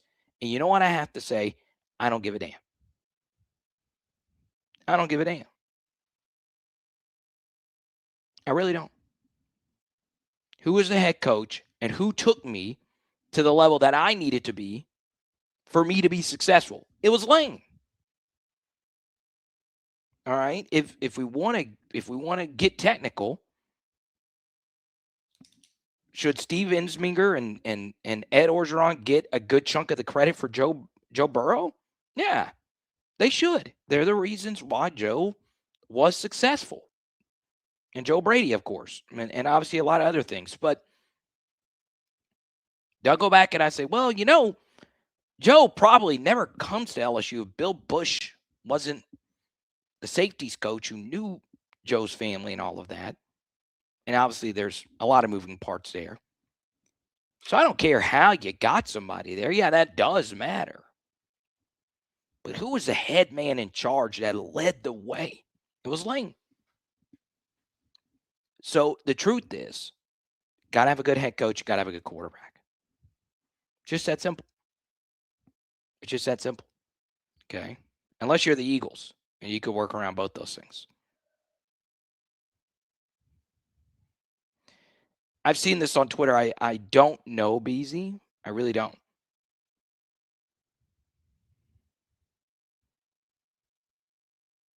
It would be nice to have a surefire pass rusher again. I'm with you. It'd be very nice. Elf is trash. Well, do y'all think one Tiffy, whatever your name is, do you think should you get the block for this? Should you?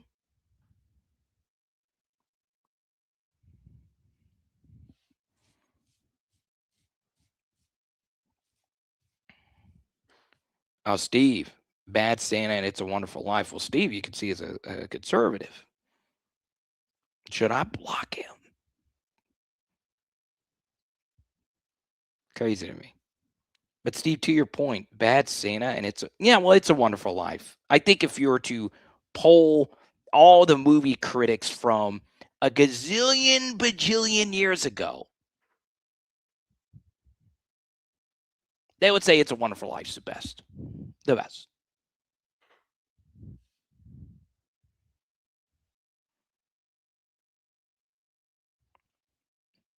Let's see.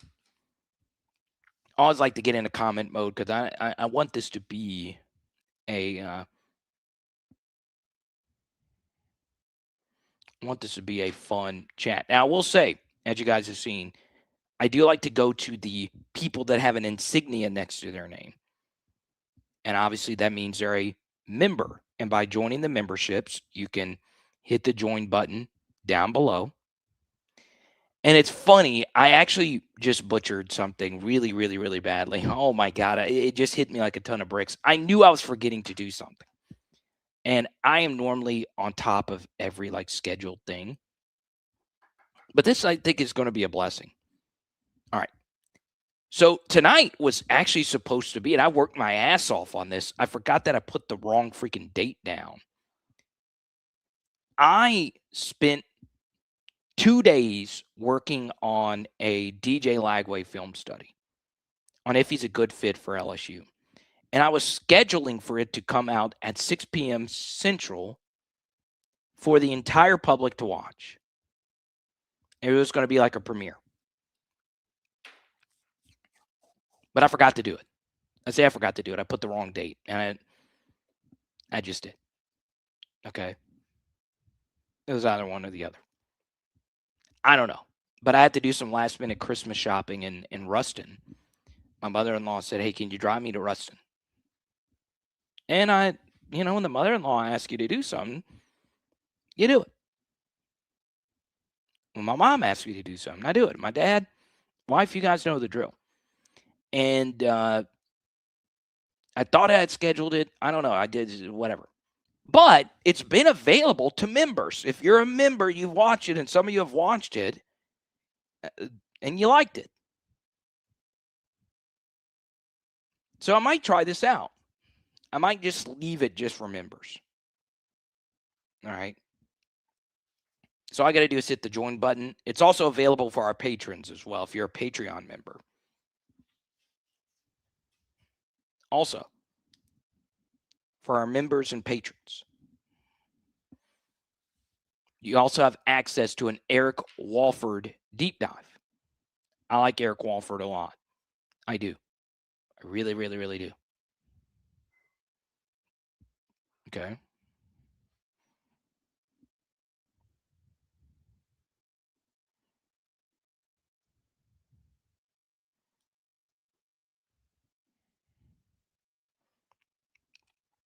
So as you can see, should DJ Lagway be LSU's new QB1? You click this. But today we're breaking. And it plays for me.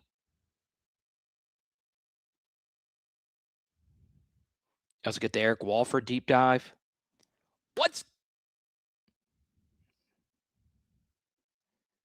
I spent a lot of time on that. Y'all sign up for the members. I need Pegasus to be a member. I need Chance to be a member. The superstars at BHL. Those are two of our sharpest viewers. They've been rocking with me. How long have y'all been with me? About 4 or 5 years since I've been doing this, basically.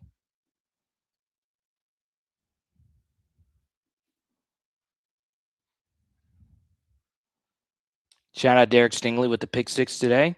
Good NFLSU game today. Joe Burrow balled out. Jamar had a good day. Jefferson got a W. Good stuff. Good stuff.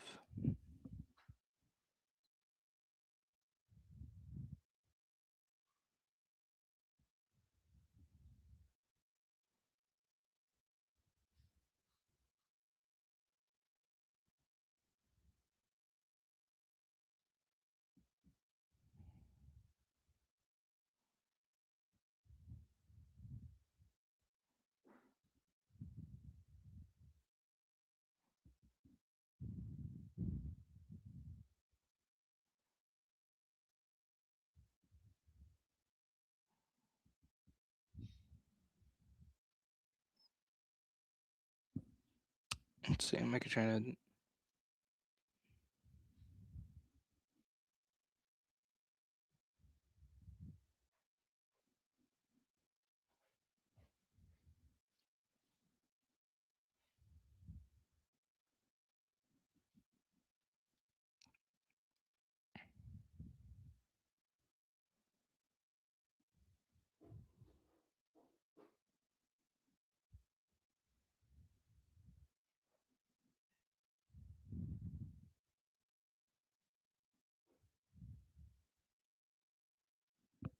All right, so this was actually some good criticism, and I'm glad this was some criticism. This was actually via a tweet that Preston Guy made. I'll show it to you because I always check Twitter to see if I missed any comments. For some reason, I prefer everyone just to comment on YouTube or Facebook. But this was from Jax. All right, Jax says Carter has some good points. I'll show it to you. Carter has some good points. It's hard for me to listen to him. He laughs like my mother-in-law because I beat Preston in the fantasy playoffs, and he made a big deal that we were playing this week. Preston Guy, another LSU YouTuber. And then this is funny from Andrew. This is actually funny from Andrew right here. He said, You see, Andrew, this would have been better right here, Andrew.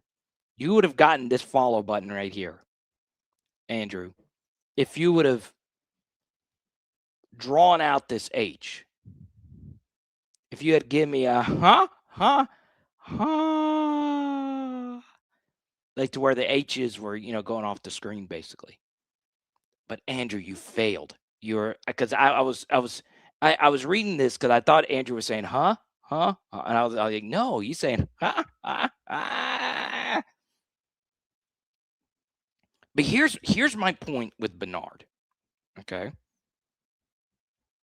Bernard says he laughs like my mother-in-law. So Bernard is basically saying, even though I'm good at my job and make good points, and I like to think I make good points, I'm a perspective-based channel. I'm not Adam Schefter or anything like that. Is Bernard saying that he doesn't like his mother-in-law? I couldn't imagine me not liking my mother-in-law. My mother-in-law are thick as thieves. I can bring my wife in here right now. So you're like, Carter, man, I never thought my mother would like someone as much as she likes you. Love my mother-in-law. But basically, Bernard is saying, I don't like my mother-in-law. Not Bernard. Unless there's someone else named Mill.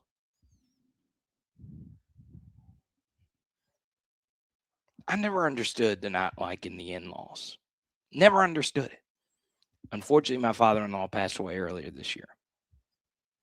He was an Arkansas fan, but I don't hold that against him. And he didn't hold me being an LSU fan against me.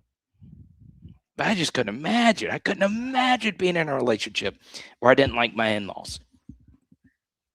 So I do want to open this up. This can be a therapy session for Bernard if you're watching right now. I doubt you are because you can't stand my laugh and you can't stand your mother-in-law's laugh. Do you, whoever you are watching this right now, I don't mind getting weird on a Sunday. Do you not like your in-laws? Whoever you are watching this, do you not like your in-laws? It's okay. It's okay to say.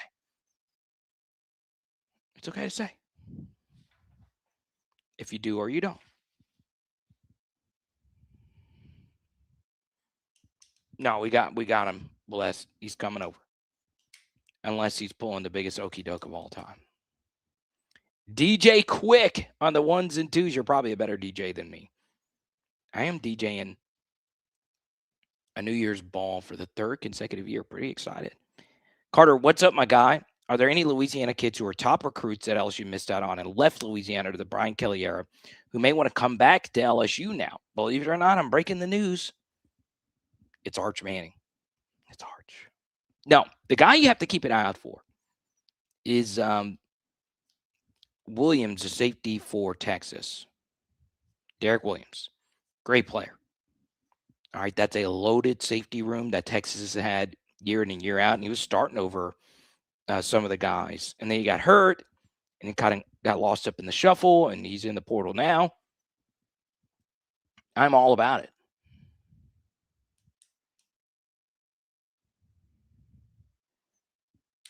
Damn, Wayne. Whoa. First off, your avatar is epic. Wayne says, no, my mother-in-law is dead now, but she didn't like me, and I didn't like her. Look up B, which I won't say aloud. But Ludacris had a song telling bees to get out the way, and he repeated it over and over again. He said, look up bee in the dictionary, and her face pops up. Damn. I will say, there are some things that that a mother-in-law can do that could get you mad. But I'm glad you got that out for your Wayne. This was your chance to get that out. This I felt like this had been holding you in, and you needed a place to share this opinion. But what I would she didn't go to your wedding? We've been married 34 years now. Wow. Didn't come to the wedding. So Wayne, you might not know this. I'm a wedding DJ, and that actually happens. It actually happens. Actually DJ'd a wedding in a town where Bear Bryant was born.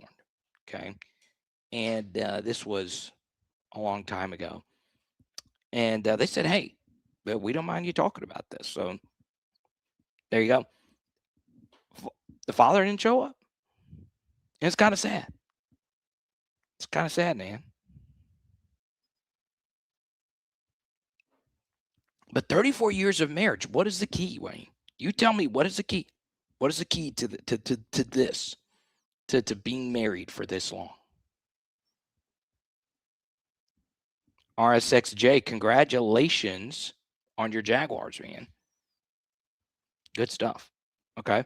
Now, here's what we're going to do. Next 5 to 10 minutes, I'm going to answer as many questions as we possibly can. If you super chat, we'll keep this party moving. I pulled up the NFL game, and apparently Lamar Jackson is out. Didn't need that to happen. Because that's my guy when it comes to fantasy football. Oh, it's not good, man. No bueno.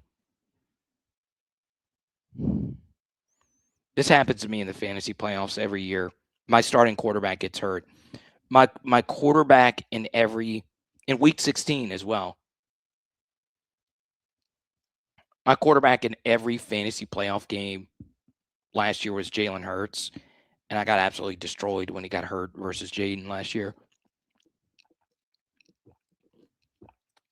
Pierce, I was in Rustin today, and I didn't hit you up. I'm a bad friend. Let's go to Ben Levy. And I think Ben is rewound when I brought up relegation. And this is actually something as a guy who covered the EPL and has got engaged in London. So, yeah, I'll break that down. Okay.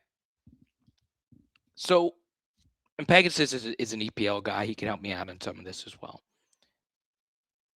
So what promotion and relegation is, and if you don't know anything about soccer, I don't want you to run off, because this is something that soccer objectively does that is better than anything American sports do. If you're in the bottom 3, when it comes to relegation and you finish in the bottom 3 teams in your league, you get sent down to the minor leagues, and 3 teams from the minor leagues replace you in the upper tier. And that's how promotion and relegation works. That is a very simplified way of doing it. So basically, if there was a promotion and relegation system, okay, let me just share this example. All right. And this one actually would hit close to the heart here. Okay. Now,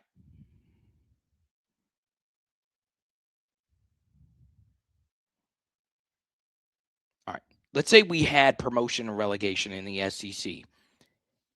Basically, the bottom 3 teams here this year were Arkansas, South Carolina, Mississippi State, and Auburn.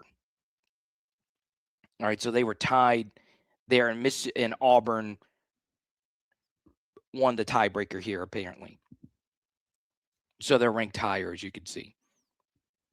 Mississippi State, South Carolina, and Arkansas would be replaced by 3 teams in a lesser league. So let's just say in the future, the SEC pairs with the ACC, and there's a promotion and relegation system. And let's just say the ACC said, we don't mind being the minor league here. Duke would replace Arkansas, and Virginia would replace South Carolina, and Miami would replace Mississippi State. So the 3 best teams from the ACC are replacing the 3 worst teams in the SEC. And then you have a top league, and then you have a bottom league. That's basically how it works. So why would that be a good thing? Well, it's simple. In professional American sports, you incentivize losing because you get better draft position. So the Saints winning today versus the Jets actually hurts the Saints. You don't want that.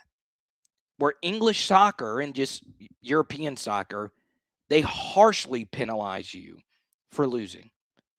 And long story short, in English soccer, when you get sent down to the minor leagues, you lose your chunk of the television revenue.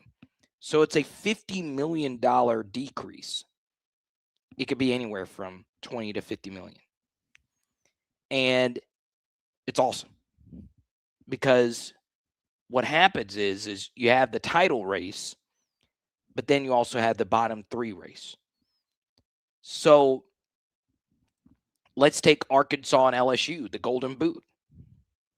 That game meant nothing at the end of the year other than playing for pride in the boot.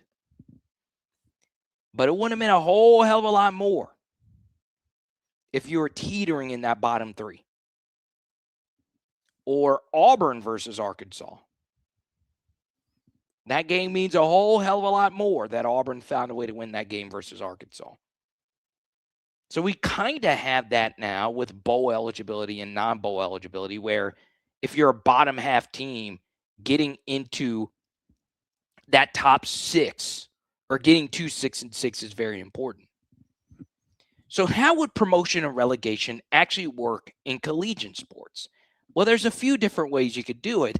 The problem with that, though, is, with promotion and relegation, you would need to lose guaranteed matchups on the schedule every year. So if there is a promotion and relegation, Auburn would be relegated to a different league. We will lose Alabama, Auburn, which is never going to happen. Unless you technically make that a non-conference game, and that is your one permanent no matter what happens. And there is a way to do this. Trust me, I have a lot of time on my hands, and you can work things out. There's some people that just do this all the time, and it is a big waste of time because none of this shit is ever going to happen. But you can go down a rabbit hole on how leagues should actually operate. And if you wonder why I'm such a stickler for schedules and why I'm such a stickler for a 9-game conference schedule, it's that. It's that. So that's how it would work.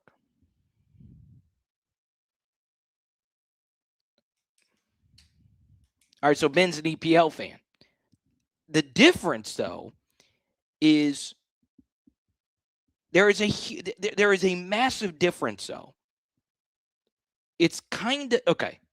Let me use an example that would make sense. All right.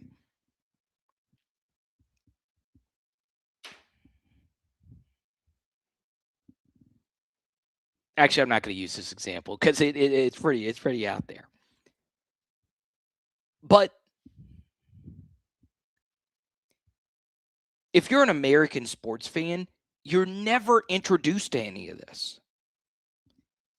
And I think, like, obviously I get into shouting matches every time I'm on with Blake Ruffino about the 8 versus 9 and the college football playoff and all of that. Because I'm an English soccer fan, and if you're a European soccer fan, the playoffs just don't matter to you as much. You begin to realize how stupid playoffs actually are. Now, I'm not saying playoffs aren't a necessity in how we do sports, but we don't need a playoff in Major League Baseball. We don't need a playoff in the NBA. It's all made up. It honestly makes no sense. It's actually the dumbest thing. It's why I'm so anti the NBA media being against the NBA Cup. It's stupid to be against the NBA Cup.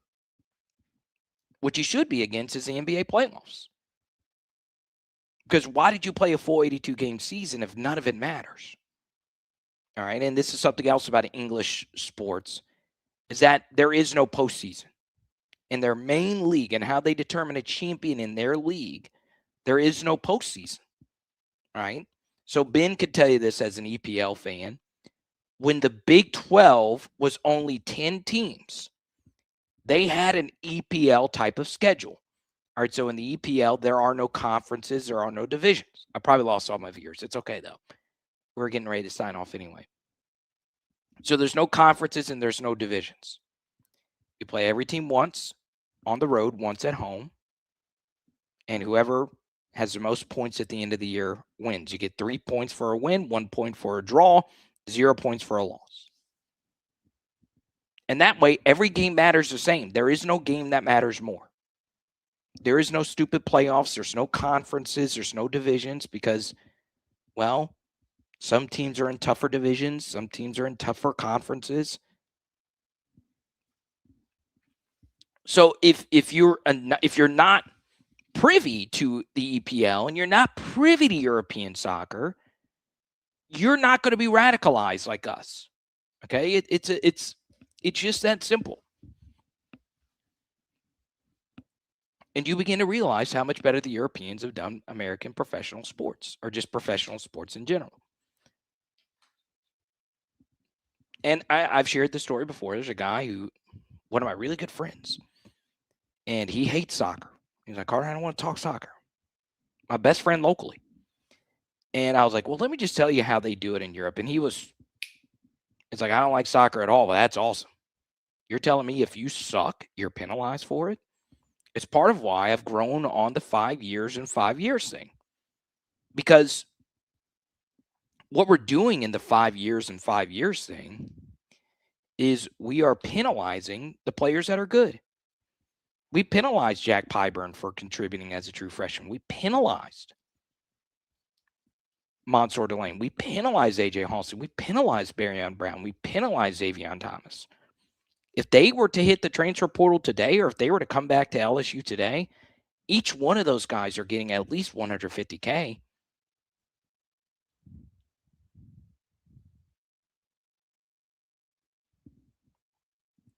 Let's go to Shannon Marcantel. When SEC teams go into the playoffs beat to shit, you'll change your mind.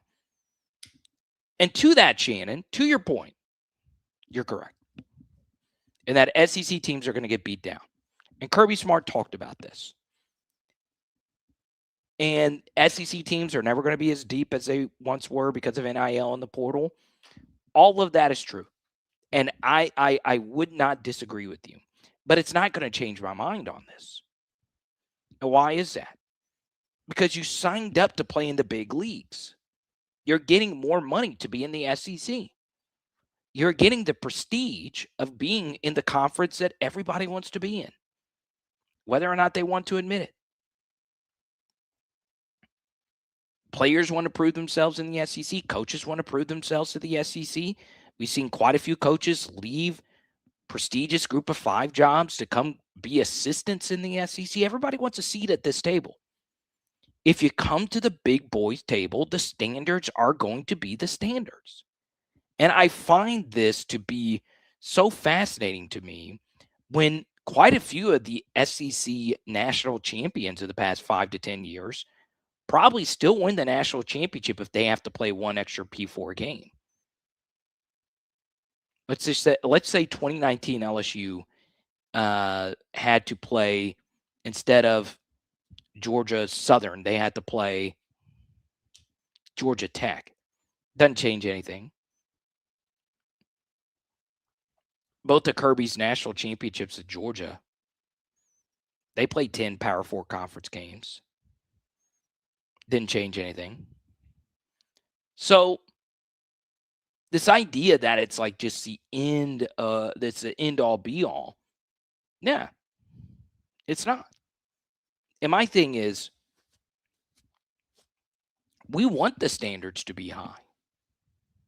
Now, if you're Arkansas, you don't want that. If you're South Carolina, you don't want that. If you're Kentucky, you definitely don't want that. But you took the check. You took the check. And there's ways to work around this. Now, I'm with you. I'm with you on that. I'm with you on that. I will take a few more here. Once in a while, a group of 5 team will be ranked high enough to qualify, being ranked in the top 12 or 16 or whatever the playoffs become when they get in. Otherwise, they don't belong. Yeah, and I'm willing to do that. But my thing is this: this is the main point of disagreement between Blake and I and whoever I debate on this. Okay, and it's okay to disagree on this portion of it. All right, I simply have very little sympathy for Notre Dame. And I have very little sympathy for Texas. I have very little sympathy for Vanderbilt. Now, are those 3 better teams than that of James Madison and Tulane? I've already admitted to that. All right. But my thing has always been, life is normally better when someone is left out. All right. And it's always better if someone deserving is left out. I would prefer, in my entertainment and my personal life, to be a tad bit more exclusionary than inclusionary. And this idea that the group of 5 is inclusionary and having a group of 5 guaranteed slot is inclusionary, even though I have contended and been of the opinion that there needs to be a standard for that group of 5 team to get in. But the truth is, inclusionary is including Texas into the field. That's inclusionary. I'm serious. Including Texas into the field is more inclusionary than it would be including Tulane into the field. Texas gets in if they beat Ohio State. Texas gets in if they beat Florida. We're including them when they have 10 extra resources out of Tulane, 10 extra resources out of James Madison. So, yes, if you want to be objective and say, hey, who are the 12 best teams? Well, in that case, give me Texas. But the problem is, what if you're Georgia? What if you're Georgia? And you're like, damn, we already beat these guys. Why do we have to beat them again? Why do we have to beat them again? And I know Ole Miss had Tulane in a rematch, but they shouldn't have. Okay. One thing I didn't bring up earlier that I should have, and I would have loved Blake's opinion on. I want your opinion on this. I think Texas A&M got a raw deal. I think they got a raw deal being behind South Carolina. I say South Carolina, being behind Ole Miss. I think Texas A&M should have been in over Ole Miss at the 6-7 slot. And it's pretty simple. They both only had one loss. You can make a case that Ole Miss's loss was more impressive than Texas A&M's loss. And Texas A&M did have an ugly, ugly win over South Carolina in a comeback game. But when you compare their non-conference resumes, it's not close. Texas A&M had a far better non-conference win. Okay. And then if you were to just go result by result, and you're also going to factor in the criteria that Ole Miss not having their head coach changes things for them, then I probably would have put Texas A&M at that 6 slot instead of Ole Miss. I probably would have. But that's just me. That's just me. Now, I will say, I thought it was egregious at first. But the more I've looked into it, the more I'm like, it's close. I'll be honest. There's some things I get wrong, and I was wrong about that. I do think it is a little bit closer than I initially thought. But I do think A&M, because they had that non-conference win, and they really challenged themselves in the non-conference compared to Ole Miss in this situation, where Ole Miss's non-conference was Georgia State, Tulane, and Washington State, and the Citadel. I think A&M should have gotten the nod. I do. Their resumes were ridiculously similar, though.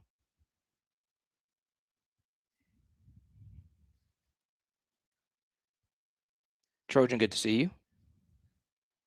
Let's go to Ronnie. Anthony, what's good, man?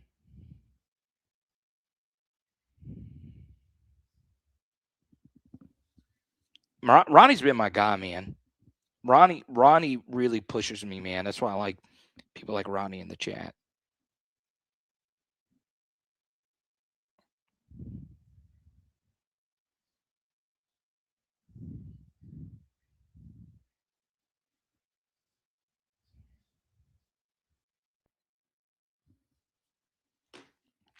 Ronnie says, your argument weakens when Tulane gets blown out. They didn't deserve to be there. You like participation trophies. College football is too important for participation trophies. And I'm glad you say that, Ronnie. And that's what everyone is pointing to, is the participation trophies. And if you want to have, because I think there's 3 different arguments you can have as far as a group of 5 thing. The first is, should it just be the 12 best teams? The second is, should we have a group of 5 play-in? And then the third is, well, should we just separate the two and them have nothing to do with one another? Because look, I could do what I just did a minute ago and just do another participation trophy award, because that's what we're doing with Texas. That's what we're doing with Notre Dame. All right, we're giving them participation. They would have won out and took care of business, they would have been in. They would have been in.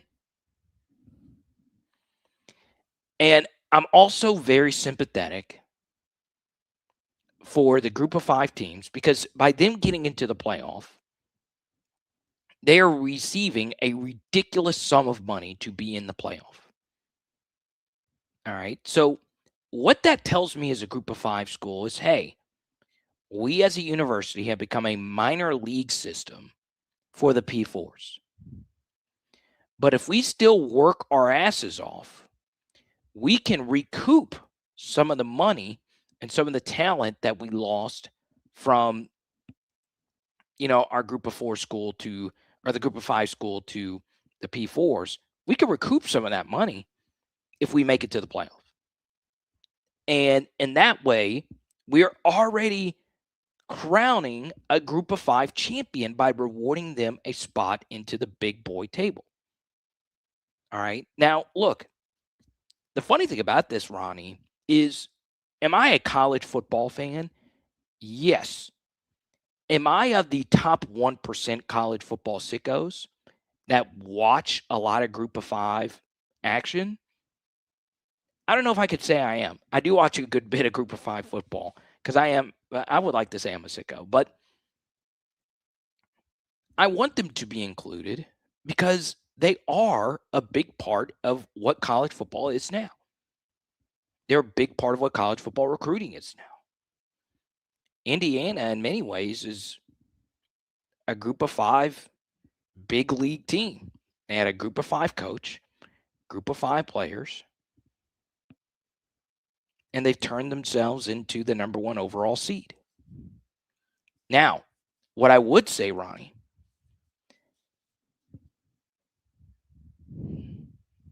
to use another soccer analogy here, what I would do if I were to not include the Group of Five into the playoff, one thing I think could be enacted is a transfer fee. All right, this is more of a European thing, but and there's transfer fees in major league sports. It's just done differently. It's not called transfer fees. Basically, what I would do, and the NCAA can't do this, it's impossible, but if there was a college football czar out there, Josh Pate, if you're listening, you should reward the Group of Five team for developing the P4 talent. So basically, this is the biggest example in the SEC is Ahmad Hardy. We talked about him a little bit earlier. So Ahmad Hardy developed at ULM, had a great season there, and he went to Missouri. All right, and Missouri paid up, and it was a worthy investment. They're probably not that good of a team if they didn't get Hardy. Okay, so what happens in soccer is the team that develops him gets a fee. So you pay Hardy what he's owed, and then you pay the school a fee. So let's just say Hardy, he is demanding $750K out of the portal. Well, for Missouri to get him, they need to pay Hardy $750,000, and then you got to pay ULM $100K or $75K or whatever it is, 10% of what their number actually is. And that way, Group of Five schools can rake in some good money because they can now use that money to go buy somebody else. They can use that money to fund locker rooms, fund their programs, and all of that. But I think if you just say, hey, you got to be in the top 12 to be in the college football playoff. Well, that does bring in some subjectivity, because if I'm a committee member and I am determining who the 12 best teams are, and I use metrics such as strength of record and strength of schedule and game control, and the ones that they use are game control and strength of record. I have an incentive to not include James Madison. I have an incentive to not include Tulane because Texas brings in far more money.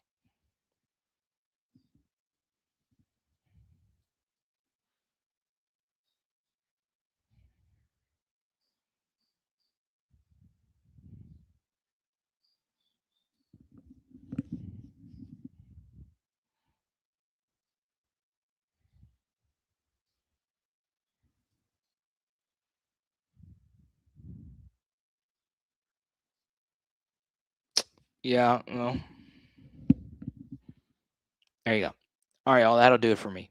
Big thanks to our guest, Blake Ruffino. He doesn't need me to say this, but I think he's the best at doing this very thing. Check him out at AYS Sports and Ruffino and Joe Show. And big thanks to all of you. Our super chats tonight were juicy. I did not lose as many viewers talking EPL soccer tonight. Alexander, thank you so much. Our top super chatter is a man that got absolutely into the trenches. Mr. James, I appreciate you. I got a lot of super chats for being wrong. tonight. That's okay.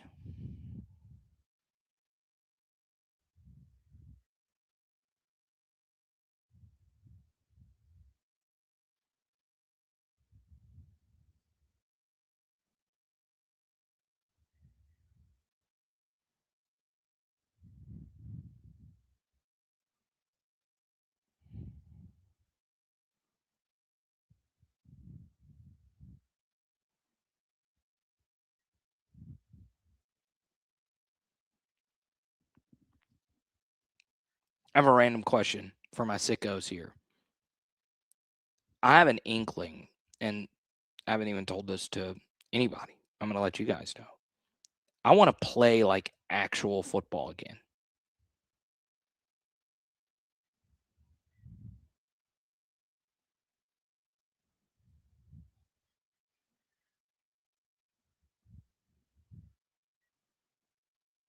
Like actual tackle football again.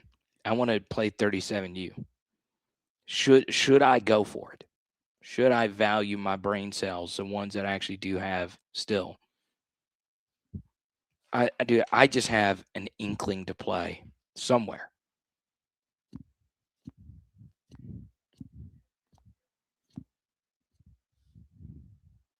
Would you guys watch? 40U? Would you watch?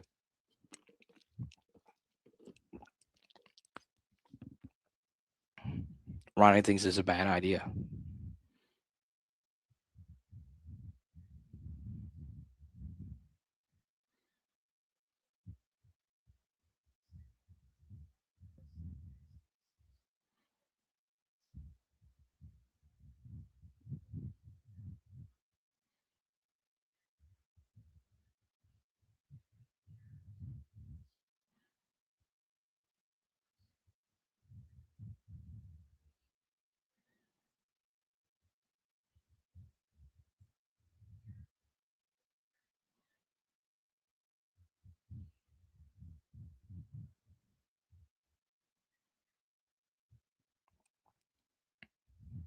Let's do it. All right, we're gonna do it. Pierce said I should do it. So if I tear both my ACLs, it's Pierce footing the medical bill. It is Power Hour LSU. Boom. Y'all go tell Abort Therapy on Facebook how much you enjoy seeing them on PHL. And tonight, we're doing some Chalmette chicken wings. Let's go.